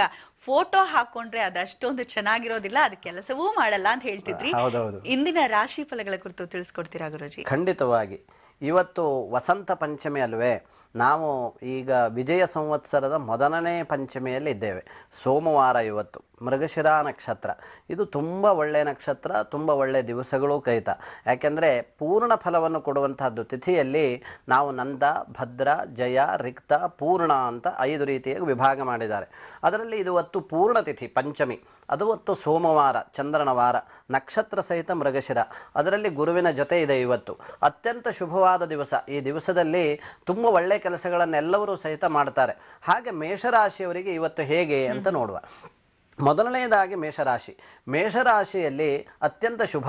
ಎಲ್ಲ ಜನರು ಇವತ್ತು ಈ ರಾಶಿಯವರು ಒಳ್ಳೆಯ ಕೆಲಸವನ್ನು ಮಾಡಬಹುದು. ಯಾವ ರೀತಿಯಾದಂತಹ ತೊಂದರೆಗಳು ಇಲ್ಲ ಅವರಿಗೆ. ಪಂಚಮಾಧಿಪತಿ ಉಚ್ಚನಾಗಿದ್ದಾನೆ. ನಿಮ್ಮ ಬುದ್ಧಿವಂತಿಕೆಯಿಂದ ಇವತ್ತೆಲ್ಲ ಕೆಲಸಗಳನ್ನು ಮಾಡಿ. ಯಾಕೆಂದರೆ ವಿದ್ಯಾದವರು ಇರಬಹುದು, ರಾಜಕಾರಣಿಗಳಿರಬಹುದು, ಅವರಿಗೆಲ್ಲ ಇವತ್ತು ಶುಭವಾದಂತಹ ದಿವಸ. ಹಾಗೆ ವ್ಯಾಪಾರಿಗಳು ತಮ್ಮ ವ್ಯಾಪಾರವನ್ನು ಮಾಡಿಕೊಳ್ಳಲಿಕ್ಕೆ ಅನುಕೂಲವಾದ ದಿವಸ. ಆದರೆ ಏನು, ಕೃಷಿ ಮಾಡುವವರಿಗೆ, ಕೂಲಿ ಕಾರ್ಮಿಕರಿಗೆ ಸ್ವಲ್ಪ ಅಷ್ಟು ಅನುಕೂಲವಲ್ಲ. ಕುಜ ಅವರಿಗೆ ಅತ್ಯಂತ ಅನುಕೂಲಕರವಾಗಿಲ್ಲ, ರಾಹು ಸ್ವಲ್ಪ ಲಗ್ನದಲ್ಲಿದ್ದಾನೆ, ಇದರಿಂದ ಅವರಿಗೆ ತೊಂದರೆ ಉಂಟಾಗುತ್ತೆ. ಹಾಗಾಗಿ ಅವರು ಹೋಗುವಾಗ, ಕೆಲಸವನ್ನು ಪ್ರಾರಂಭ ಮಾಡುವಾಗ ಗಣಪತಿಯಲ್ಲಿ ಒಂದು ಪ್ರಾರ್ಥನೆಯನ್ನು ಮಾಡಿಕೊಳ್ಬೇಕು. ಯಾಕೆಂದರೆ ಕುಜ ಅಥವಾ ಕೇತು ಲಗ್ನದಲ್ಲಿರುವಂತಹದ್ದು ಅಷ್ಟು ಶುಭವಾದಂತಹದ್ದಲ್ಲ. ಅದರಿಂದ ಗಣಪತಿಯನ್ನ ಅವರು ಆರಾಧನೆ ಮಾಡಿಕೊಂಡು ಗಂಗಣಪತಯೇ ನಮಃ ಎನ್ನುವಂತಹ ಮೂಲ ಮಂತ್ರವನ್ನು ಪಠನೆ ಮಾಡುತ್ತಾ ಅವರು ಇವತ್ತು ಕೆಲಸವನ್ನು ಪ್ರಾರಂಭ ಮಾಡಿದರೆ ಅವರು ನಿಜ ಜೀವನದಲ್ಲಿ ಉತ್ತಮವಾದಂತಹ ಫಲವನ್ನು ಹೊಂದಲಿಕ್ಕೆ ಸಾಧ್ಯವಿದೆ. ಉಳಿದವರಿಗೆಲ್ಲರಿಗೂ ಮೇಷರಾಶಿಯವರಿಗೆ ಉತ್ತಮ ಫಲ. ಹಾಗೆ ಈಗ ವೃಷಭ ರಾಶಿ. ವೃಷಭ ರಾಶಿಯಲ್ಲಿ ಚಂದ್ರಗುರು ಇದ್ದಾನೆ. ಅಂದರೆ ನಿಮ್ಮ ಮನಸ್ಸಿನ ಎಲ್ಲ ಅನುಕೂಲತೆಗಳು ಇವತ್ತು ಸಾಧನೆ ಆಗುತ್ತೆ. ವೃಷಭ ರಾಶಿಯವರು ವಿಶೇಷವಾಗಿ ವ್ಯಾಪಾರಿಗಳಿರ್ತಾರೆ, ವ್ಯವಹಾರಗಳಿರ್ತಾರೆ, ಉದ್ಯೋಗವನ್ನು ಮಾಡುವವರು ಇರ್ತಾರೆ. ಅದಲ್ಲದೆ ಬೇರೆ ಬೇರೆ ಕೆಲಸಗಳನ್ನು ಪ್ರಾರಂಭ ಮಾಡುವವರಿಗೆ, ವಿಶೇಷವಾಗಿ ಸಾಫ್ಟ್ವೇರ್ ಕಂಪನಿಯವರು ಇರಬಹುದು, ಅಥವಾ ಬುದ್ಧಿಯಿಂದ ಮಾಡುವಂತಹ ಕೆಲಸದವರು ಇರಬಹುದು, ಗಣಿತದ ಕೆಲಸವನ್ನು ಮಾಡುವವರು ಇರಬಹುದು, ಅವರೆಲ್ಲರಿಗೂ ಸಹಿತ ಅನುಕೂಲವಾದ ದಿವಸ. ಅದಲ್ಲದೆ ಕೃಷಿ ಕಾರ್ಮಿಕರಿಗೆ ಇವತ್ತು ಅತ್ಯಂತ ಅನುಕೂಲವಾದ ದಿವಸ. ವೃಷಭ ರಾಶಿಯಾದವರು ತಮ್ಮ ಸ್ವತಂತ್ರವಾದ ಕೆಲಸವನ್ನು ಮಾಡಬಹುದು. ನೀರನ್ನು ಕೆಲವು ಜನರಿಗೆ ಬೇಕಾಗುತ್ತೆ. ನೀರು ಅತ್ಯಂತ ಶ್ರೇಷ್ಠವಾದದ್ದು ಜೀವನದಲ್ಲಿ ಹಾಗೂ ನಿತ್ಯ ಜೀವನದಲ್ಲಿ. ಹಾಗಾಗಿ ಜೀವನದಲ್ಲಿ ನೀರು ಬೇಕಾದಂಥವರು ಇವತ್ತು ನೀರಿನ ಬಗ್ಗಾಗಿ ಪ್ರಯತ್ನ ಮಾಡಿದರೆ ಅವರಿಗೆ ನಿಜ ಜೀವನದಲ್ಲಿ ನೀರು ದೊರಕುತ್ತೆ. ವೃಷಭ ರಾಶಿಯವರಿಗೆ ಚತುರ್ಥ ಸ್ಥಾನಾಧಿಪತಿ ಉತ್ತಮವಾಗಿರುವುದರಿಂದ, ಉಚ್ಚನಾಗಿರುವುದರಿಂದ ಮನೆಯನ್ನ ಅವರು ಇವತ್ತು ನೋಡಬಹುದು. ಮನೆ ಅವರಿಗೆ ಅನುಕೂಲವಾಗಿ ಸಿಗತ್ತೆ. ಮನೆಯ ಭಾವ ಅಂದರೆ ಚತುರ್ಥ ಭಾವ, ಕ್ಷೇತ್ರಂ ಗ್ರಹಂ ವಾಹನ ಮಾಸನಂಚ ಅಂತ ಹೇಳಿದರು. ಅಂತಹ ಕ್ಷೇತ್ರದ ಒಂದು ಲಾಭ ಆ ಚತುರ್ಥಾಧಿಪತಿಯಾದಂತಹ ಸೂರ್ಯನು ಅವರಿಗೆ ಉಂಟು ಮಾಡುವುದಾದ್ದರಿಂದ ಮನೆಯ ಬಗ್ಗೆ ಅವರು ಸ್ವಲ್ಪ ಇವತ್ತು ಪ್ರಯತ್ನ ಮಾಡಿದರೆ ಬಹಳ ದಿವಸಗಳಿಂದ ಅವರು ಕಾಯ್ತಾ ಇರುವಂತಹದ್ದು ನನಸಾಗುವಂತ ಸಾಧ್ಯತೆ ಇದೆ. ಈಗ ಮಿಥುನ ರಾಶಿ. ಮಿಥುನ ರಾಶಿಯ ಸ್ಥಾನ ಲಾಭಭಾವದಲ್ಲಿ 4 ಗ್ರಹಗಳು ಅವರಿಗೆ ಅನುಕೂಲವಾಗಿದೆ. ಮಿಥುನ ಅಂತಂದರೆ ಅವರು ಬುದ್ಧಿವಂತವಾದ ಜನಾಂಗ. ಅವರು ಬುದ್ಧಿಯಿಂದ ಕೆಲಸ ಮಾಡುವಂಥವರು. ಎಲ್ಲ ಜನರು ನಾವು ನೋಡ್ತೇವೆ ಬುದ್ಧಿಯಿಂದಲೇ ಕೆಲಸ ಮಾಡಬೇಕು ಅಂತೇನಿಲ್ಲ, ಶರೀರದಿಂದಲೂ ಕೆಲಸ ಮಾಡುವವರಿದ್ದಾರೆ, ಶಾರೀರಿಕವಾದ ಪರಿಶ್ರಮ ಹೊಂದವರಿದ್ದಾರೆ. ಅವರಿಗಿಂತಲೂ ಮಿಥುನ ರಾಶಿಯವರು ಯಾವಾಗಲೂ ತುಂಬ ಬುದ್ಧಿವಂತರು ಕೂಡ. ಅವರು ತಮ್ಮ ಎಲ್ಲ ಕೆಲಸಗಳನ್ನು ಬುದ್ಧಿಯಿಂದಲೇ ಪ್ರಾರಂಭ ಮಾಡ್ತಾರೆ. ಯಾಕಂದರೆ ಬುಧ ಅದರ ಅಧಿಪತಿಯಾಗಿರುವುದರಿಂದ. ಮಿಥುನ ರಾಶಿಯವರಿಗೆ ಇವತ್ತು ತುಂಬ ಶ್ರೇಷ್ಠವಾದ ದಿವಸ. ಅವರು ತಮ್ಮ ಎಲ್ಲ ಕೆಲಸಗಳನ್ನ ಅವರು ಇವತ್ತು ಮಾಡಿಕೊಳ್ಳಲಿಕ್ಕಿದ್ದಾರೆ. ಯಾಕಂದರೆ ಲಾಭಭಾವದಲ್ಲಿ ಅವರಿಗೆ 4 ಗ್ರಹಗಳಿದ್ದಾವೆ. ಅಲ್ಲೇ ಸೂರ್ಯನು ಇರುವುದರಿಂದ ರಾಜಕೀಯವಾಗಿ ಮತ್ತು ಆರ್ಥಿಕವಾಗಿ, ಸಾಮಾಜಿಕವಾಗಿ, ಶೈಕ್ಷಣಿಕವಾಗಿ ಮುಂದಿರುವಂಥವರು, ಪ್ರೊಫೆಸರ್ ಇರಬಹುದು, ಡಾಕ್ಟರ್ಗಳಿರಬಹುದು, ಇಂಜಿನಿಯರ್ ಇರಬಹುದು, ಅವರೆಲ್ಲರಿಗೂ ಅವರ ರಾಶಿ ಮಿಥುನವಾದರೆ ಅವರ ಇಚ್ಛಿತವಾದಂತಹ ಕೆಲಸಗಳು ಸಾಧ್ಯವಾಗುವಂತಹ ದಿವಸ ಇವತ್ತು. ಅವರು ತಮ್ಮ ಕೆಲಸಗಳನ್ನು ಪ್ರಾರಂಭ ಮಾಡಲಿಕ್ಕೆ ತುಂಬ ಚೆನ್ನಾಗಿದೆ ಇವತ್ತು. ಆದರೆ ಸಪ್ತಮ ಭಾವದಲ್ಲಿ, ಸಪ್ತಮ ಭಾವಾಧಿಪತಿಯಾದ ಗುರು ಲಗ್ನದಲ್ಲಿರುವುದರಿಂದ ಸ್ತ್ರೀಯರು ತುಂಬ ವಿಶೇಷವಾಗಿ ಇವತ್ತು ತಮ್ಮ ಪತಿಯ ಜೊತೆಗೆ ದೂರದ ಪ್ರವಾಸವನ್ನು ಮಾಡುವಂತಹ ಯೋಗವನ್ನು ಹೊಂದಿದ್ದೀರಿ. ಅವರಿಗೆ ಅನುಕೂಲವಾದಂತಹ ಒಂದು ಕಾರ್ಯ ಇವತ್ತು ಸಿದ್ಧಿ ಆಗುತ್ತೆ. ಯಾಕೆಂದರೆ ಚಂದ್ರ ಮತ್ತು ಗುರುಗಳ ಒಂದು ಸಂಬಂಧ ಇದೆ. ಅವರ ಮನಸ್ಸಿನ ಅಭೀಷ್ಟಗಳು ಇವತ್ತು ಈಡೇರ್ತವೆ. ದೂರದ ಪ್ರಯಾಣವನ್ನು ಮಾಡಿದರೆ ನಿಮಗೆ ಯಶಸ್ಸು ಖಂಡಿತವಾಗಿ ಲಭಿಸುತ್ತೆ ಅನ್ನುವುದನ್ನು ಹೇಳಬಹುದು. ನಮ್ಮ ಕಾರ್ಯಕ್ರಮಕ್ಕೆ ಈಗ ಯಾರು ಕರೆ ಮಾಡಿದ್ದಾರೆ ಕೇಳೋಣ ಬನ್ನಿ. ಹಲೋ ಹಲೋ ಹಲೋ ಹಲೋ, ನಮಸ್ತೆ ಮಾ, ಯಾರು ಮಾತಾಡ್ತಿರೋದು? ನಾನ್ ಚಂದ್ರಕಲಾ ಅಂತ ಮೇಡಮ್. ಚಂದ್ರಕಲಾ ಅವರೇ, ಎಲ್ಲಿಂದ ಕರೆ ಮಾಡ್ತಿದ್ದೀರಮ್ಮ? ಬೆಂಗಳೂರಿಂದ ಮಾಡ್ತಾ ಇದ್ದೀನಿ ಮೇಡಮ್. ಹೌದಾ, ಯಾರ ಬಗ್ಗೆ ಕೇಳ್ಬೇಕಿತ್ತು? ನಮ್ಮ ಮನೆಯವ್ರ ಬಗ್ಗೆ ಕೇಳ್ಬೇಕಾಯ್ತು ಮೇಡಮ್. ಅವ್ರ ಹೆಸರು? ಮುರಳಿ ಕೃಷ್ಣ. ಹುಟ್ಟಿದ ದಿನಾಂಕ? 12/9/1977. 12/9/1977 ಅಲ್ವಾ? ಹುಟ್ಟಿದ ಸಮಯ ಬೆಳಿಗ್ಗೆ 5:20. ಬೆಳಗ್ಗೆ 5:20ಕ್ಕೆ. ಚಂದ್ರಕಲಾ ಅವರೇ, ಯಾವ ಪ್ರಶ್ನೆ ಇದೆ ನಿಮ್ಗೆ? ಏನ್ ಕೇಳ್ಬೇಕಿತ್ತು? ಏನ್ ಸಮಸ್ಯೆ ಅಮ್ಮ? ಒಂದ್ ಫ್ಯಾಕ್ಟ್ರಿ ಇಟ್ಕೊಂಡಿದೀವಿ ಮೇಡಮ್, ಅದು ಇಂಪ್ರೂವ್ಮೆಂಟ್ ಆಗುತ್ತಾ ಏನೋ, ಅದರಲ್ಲಿ ಅದೇ ಸುಮಾರಾಗಿದೆ. ಯಾವ ರೀತಿಯ ಫ್ಯಾಕ್ಟ್ರಿ? ಅದು ವರ್ಕ್ಶಾಪ್ ಮೇಡಮ್, ತಬ್ನು ದೇತ್ತು ಅಂತ ಬರುತ್ತೆ ಅದು. ಹೌದಾ, ಸರಿ. ಅದ್ರಿಂದ ಇಂಪ್ರೂವ್ಮೆಂಟ್ ಆಗುತ್ತಾ ಏನೋ ಅಂತ ಕೇಳೋಣ ಅಂತ. ನಿಮ್ಮ ಯಜಮಾನರು ನಡೆಸ್ತಿದ್ದಾರೆ ಅಲ್ವಾ ಅದನ್ನ? ಹೌದು ಮೇಡಮ್. ಗುರುಜಿ ಇದ್ದಾರೆ, ಕೇಳಿ. ನಮಸ್ಕಾರಮ್ಮ. ನಮಸ್ತೆ ಗುರುಜಿ. ನಮಸ್ಕಾರ. ಹೇಳಿ, ನಿಮ್ಮ ಯಜಮಾನರು ಸಿಂಹ ಲಗ್ನದವರಿದ್ದಾರೆ. ವಿಶೇಷವಾಗಿ ಅವರ ರಾಶಿಯೂ ಸಹಿತ ಸಿಂಹವೇ ಆಗಿದೆ. ಯಾಕೆಂದ್ರೆ ಮಘಾ ನಕ್ಷತ್ರ ಸಿಂಹ ರಾಶಿಯವರವರು. ಹಾಗಾಗಿ ಸಿಂಹದ ಪ್ರವೃತ್ತಿ ಇದೆ ಅವರಿಗೆ. ಅವರು ಯಾವಾಗಲೂ ಉತ್ಸಾಹ ಇರುತ್ತೆ. ಅವರಿಗೆ ಮಾಡಬೇಕು ಅನ್ನೋದು ಅವರಲ್ಲಿ ತುಂಬಾ ಉಂಟು. ಆದ್ರೆ ಏನೋ ಸ್ವಲ್ಪ ಸ್ವಲ್ಪ ತೊಂದರೆ ಆಗಿದೆ. ಅಂದ್ರೆ ಎರಡನೇ ಮನೆಯಲ್ಲಿ ರಾಹು ಕೂತು ಬಿಟ್ಟಿದೆ ಅವರಿಗೆ. ಹಾಗಾಗಿ ಹಣಕಾಸದಲ್ಲಿ ತೊಂದರೆ, ಬೇರೆಯವರಿಂದ ಬರಬಹುದಾದಂತಹ ತೊಂದರೆಗಳಿಂದ ರಾಹು ಅಲ್ಲಿ ಇರುವುದರಿಂದ ಏನಾಗುತ್ತೆ, ಸಣ್ಣ ಸಣ್ಣದಾಗಿ ಕಿರಿಕಿರಿ ಪ್ರಾರಂಭ ಆಗುತ್ತೆ. ಇವತ್ತು ಬರುತ್ತೆ ದುಡ್ಡು, ನಾಳೆ ಬರುವುದಿಲ್ಲ, ನಾಳೆ ಬರುತ್ತೆ ಅಂತ ತಿಳ್ಕೊಳ್ತಾರೆ, ಅದು ನಾಡದು ಬರುವುದಿಲ್ಲ. ಈ ತರ ಒಂದು ವ್ಯತ್ಯಾಸಗಳಾಗ್ತಾ ಇದ್ದಾವೆ ಅವರ ಜೀವನದಲ್ಲಿ. ಹಾಗಾಗಿ ಹಣಕಾಸಿನಲ್ಲಿ ಸ್ವಲ್ಪ ವ್ಯತ್ಯಾಸಗಳು ಉಂಟು. ಆದರೆ ಅದು ಸದ್ಯದಲ್ಲೇ ಸರಿಯಾಗುತ್ತೆ. ಯಾಕೆಂದ್ರೆ ಚಂದ್ರನ ಸ್ಥಾನ ಲಾಭದಲ್ಲಿ ಗುರು ಬರುತ್ತಾನೆ. ಈ ಮೇ 31ರ ನಂತರ ಲಾಭದಲ್ಲಿ ಗುರು ಬರುವುದರಿಂದ ಅನುಕೂಲ ಆಗುತ್ತೆ. ಒಂದು ದೊಡ್ಡ ಕಂಪನಿಯ ಜೊತೆಗೆ ಈಗಾಗಲೇ ಅವರು ಮಾತುಗಳನ್ನು ಆಡ್ತಾ ಇದ್ದಾರೆ. ಅದರಿಂದ ಅವರಿಗೆ ಹೌದು ಸರ್, ಮಾತಾಡ್ತಾ ಇದ್ದಾರೆ. ಅದು ಮಾತುಕತೆಗಳು ತುಂಬಾ ಚೆನ್ನಾಗಿ ಕೂಡ್ತಾವೆ ಅವರಿಗೆ. ಅದರಿಂದ ಅವರ ಜೀವನದಲ್ಲಿ ಅವರು ಎಣಿಸಿದ ಹಾಗೆ ಅವರ ಕೆಲಸಗಳು ಸಾಧನೆ ಆಗುತ್ತೆ. ಯಾಕೆಂದ್ರೆ ಶಶಿಮಂಗಳ ಯೋಗ ಅನ್ನುವಂತಹ ಒಂದು ಉತ್ತಮವಾದ ಯೋಗ ಅವರಿಗಿದೆ. ಶಶಿಮಂಗಳ ಸಂಯೋಗೋ ಯಸ್ಯ ಜನ್ಮನಿ ವಿದ್ಯತೆ ವಿಮುಂಚತಿ ನತಂ ಲಕ್ಷ್ಮೀ ಲಜ್ಜಾಂ ಕುಲವಧೂಮಿವ ಅಂತ ಹೇಳಿದರು. ಮೊದಲೇ ಅವರು ಪ್ರಯತ್ನವಾದಿಗಳು, ಜೊತೆಗೆ ಸಾಕಷ್ಟು ಶ್ರಮವನ್ನು ಹಾಕಿದ್ದಾರೆ. ಬೇರೆ ಕಂಪನಿಯ ಜೊತೆಗೆ ಅವರಿಗೆ ಅನುಕೂಲವಾಗುತ್ತೆ. ಅವರ ಜೀವನದಲ್ಲಿ ತುಂಬ ಚೆನ್ನಾಗಾಗುತ್ತೆ. ಅಮ್ಮ, ಏನು ಕಾಳಜಿ ಮಾಡಬೇಡಿ, ಒಳ್ಳೆ ರೀತಿಯಿಂದ ನಿಮ್ಮ ಜೀವನ ಅನುಕೂಲವಾಗುತ್ತದೆ. ಅವರಿಗೂ ಸಹಿತ ವ್ಯವಹಾರ ಅನುಕೂಲ ಆಗುತ್ತಮ್ಮ. ಚಂದ್ರಕಲಾ ಅವರೇ, ಧನ್ಯವಾದಗಳು ನಮ್ಮ ಕಾರ್ಯಕ್ರಮಕ್ಕೆ ಕರೆಯನ್ನ ಮಾಡಿದ್ದಕ್ಕಾಗಿ. ಗುರುಜಿ, ನೀವು ಹೇಳ್ತೀವಿ ಇವತ್ತು ಬಹಳ ವಿಶೇಷವಾದ ದಿನ ಅಂತ. ಮುಂದೆ ಕಟಕ ರಾಶಿಗೆ ಹೇಗಿದೆ ಗುರುಜಿ? ವಸಂತ ಪಂಚಮಿ ಅಂತ ನಾವು ಕರಿತೇವೆ. ಆ ವಸಂತ ಪಂಚಮಿಯ ದಿನ ಇವತ್ತು. ಕಟಕ ರಾಶಿಯವರಿಗೆ ಚಂದ್ರ ಅಧಿಪತಿ. ಆ ಚಂದ್ರ ಉಚ್ಚನಾಗಿದ್ದಾನೆ, ಲಗ್ನಾಧಿಪತಿ ಅತ್ಯಂತ ಬಲಿಷ್ಠ ಅವರಿಗೆ. ಕಟಕ ರಾಶಿಯವರು ವಿಶೇಷವಾಗಿ ರಾಜಕಾರಣಿಗಳು, ತುಂಬಾ ಬುದ್ಧಿವಂತರು. ಯಾಕೆಂದ್ರೆ ಅವರ ಮನಸ್ಸು ಅನ್ನುವಂಥದ್ದು ಅತ್ಯಂತ ಬಲಿಷ್ಠವಾಗಿರುತ್ತೆ. ಚಂದ್ರ ಬಲಿಷ್ಠನಾಗಿದ್ರೆ, ಇಲ್ಲದೆ ಹೋದರೆ ಅಬಲ ಆಗತ್ತೆ. ಅಂತಹ ಸಂದರ್ಭದಲ್ಲಿ ಗುರುವಿನ ಜೊತೆಗೆ ಇವತ್ತಿದ್ದಾನೆ ಲಾಭದಲ್ಲಿ. ಅದರಿಂದ ಕಟಕ ರಾಶಿಯವರು ಬಹಳ ಲಾಭವನ್ನು ಮಾಡಲಿಕ್ಕಿದ್ದಾರೆ ಇವತ್ತು. ಸ್ವಲ್ಪ ಎಚ್ಚರಿಕೆಯನ್ನು ತೆಗೆದುಕೊಳ್ಳಬೇಕು. ಭೂಮಿಯ ವ್ಯವಹಾರವನ್ನು ಮಾಡುವಾಗ, ವಿದ್ಯೆಯನ್ನು ಓದುವಂಥವರು ಅಥವಾ ಪರಿಶ್ರಮದಿಂದ ಕೆಲಸ ಮಾಡುವವರಿಗೆ, ಒಳದಂತಹ ಕಟಕ ರಾಶಿಯವರಿಗೆ, ಸ್ತ್ರೀಯರಿಗೆ, ಇವರಿಗೆಲ್ಲ ಅನುಕೂಲವಾದಂತಹ ಒಂದು ದಿವಸ ಇವತ್ತು. ಲಾಭದಲ್ಲಿ ಚಂದ್ರಗುರು ಇರುವುದರಿಂದ ಅವರ ಅನಿಸಿಕೆ ಎಲ್ಲ ಇವತ್ತು ಸಿದ್ಧಿ ಆಗುತ್ತೆ. ಅಂತಹ ಸಿದ್ಧಿ ಆಗುವಾಗ ಸ್ವಲ್ಪ ಈಶ್ವರನನ್ನ ಅವರು ಪ್ರಾರ್ಥನೆ ಮಾಡಿಕೊಂಡು ಹೊರಡಬೇಕು. ಯಾಕೆಂದರೆ ಭಾಗ್ಯದಲ್ಲಿ ಬುಧ ನೀಚನಾಗಿರುವುದರಿಂದ ಈಶ್ವರನನ್ನು ಪ್ರಾರ್ಥನೆ ಮಾಡಿ ಹೊರಡುವಂತಹದ್ದು ಕಟಕ ರಾಶಿಯವರಿಗೆ ತುಂಬ ಶ್ರೇಷ್ಠವಾದಂತಹದ್ದಾಗತ್ತೆ. ಈಗ ಸಿಂಹರಾಶಿ ನೋಡಿ, ಸಿಂಹರಾಶಿಯ ಅಧಿಪತಿಯಾದಂತಹ ಸೂರ್ಯ ಅತ್ಯಂತ ಉತ್ತಮ. ಅದರಿಂದ ನಿಮ್ಮ ಕೆಲಸಗಳಲ್ಲಿ ಸಿಂಹಸ್ಥೆ ಪ್ರಥುಲೋಚನಃ ಸುವದನಃ ಗಂಭೀರ ದೃಷ್ಟಿ ಸುಖಿ ಅಂತ ಕರೆದರು. ಸಿಂಹರಾಶಿಯವರಿಗೆ ಕರ್ಮದಲ್ಲಿ ಗುರು, ಕರ್ಮಾಧಿಪತಿ ಅತ್ಯಂತ ಬಲಿಷ್ಠ. ನಾವು ಮಾಡುವ ಕೆಲಸಗಳಿಂದ ನಾವು ವ್ಯಕ್ತಿತ್ವ ಯಾವಂಥ ನಿರ್ಮಾಣ ಆಗುತ್ತೆ ಅನ್ನೋದು ಇರುತ್ತೆ. ಆದ್ದರಿಂದ ನಾವು ಯಾವುದೇ ಕೆಲಸ ಮಾಡುವಾಗ ಪೂರ್ವಾಪರ ವಿಚಾರಗಳನ್ನು ಮಾಡ್ತಾರೆ ಸಿಂಹರಾಶಿಯವರು. ಸಿಂಹರಾಶಿಯವರು ಸಾಮಾನ್ಯದವರಲ್ಲ. ತಾವು ಏನನ್ನ ಮಾಡ್ತಾರೆ, ತಾವು ಏನನ್ನು ಆಲೋಚನೆ ಮಾಡ್ತೇವೆ ಅದನ್ನೆಲ್ಲವನ್ನೂ ಸಹಿತ ಮೂರು ಸಲ, ಒಂದೊಂದು ಸಲ ಅಲ್ಲ, ಮೂರು ಸಲ ತಮ್ಮ ಜೊತೆಯವರಿಂದ ಕೂಡಿ ತಾವೇ ಸಂಪೂರ್ಣವಾಗಿ ಏಕಾಂತದಲ್ಲಿ ವಿಚಾರ ಮಾಡಿ ಮಾಡುವಂಥವರು. ಅವರು ಕೆಲಸವನ್ನು ಇವತ್ತು ಪ್ರಾರಂಭ ಮಾಡಲಿಕ್ಕಿದ್ದಾರೆ. ಯಾಕೆಂದರೆ ಕರ್ಮದಲ್ಲಿ ಗುರು ಇದೆ. ನಿಮ್ಮ ಕರ್ಮ ನಿಜವಾಗಿ ಒಳ್ಳೆಯದಾಗುತ್ತೆ. ಯಾಕೆಂದರೆ ಅದರಲ್ಲಿ ಯಾವುದೇ ರೀತಿಯ ತೊಂದರೆ ಇಲ್ಲ. ಯಾಕೆಂದರೆ ಭಾಗ್ಯಭಾವಾಧಿಪತಿ ನಿಮಗೆ ಅನುಕೂಲವಾಗಿದ್ದಾನೆ. ಭಾಗ್ಯಭಾವಾಧಿಪತಿ ಅನುಕೂಲ ಇರುವುದು ಒಳ್ಳೆಯದು. ಆದರೆ ನೀವು ಬಹಳ ಧಾರಾಳಿಗಳು.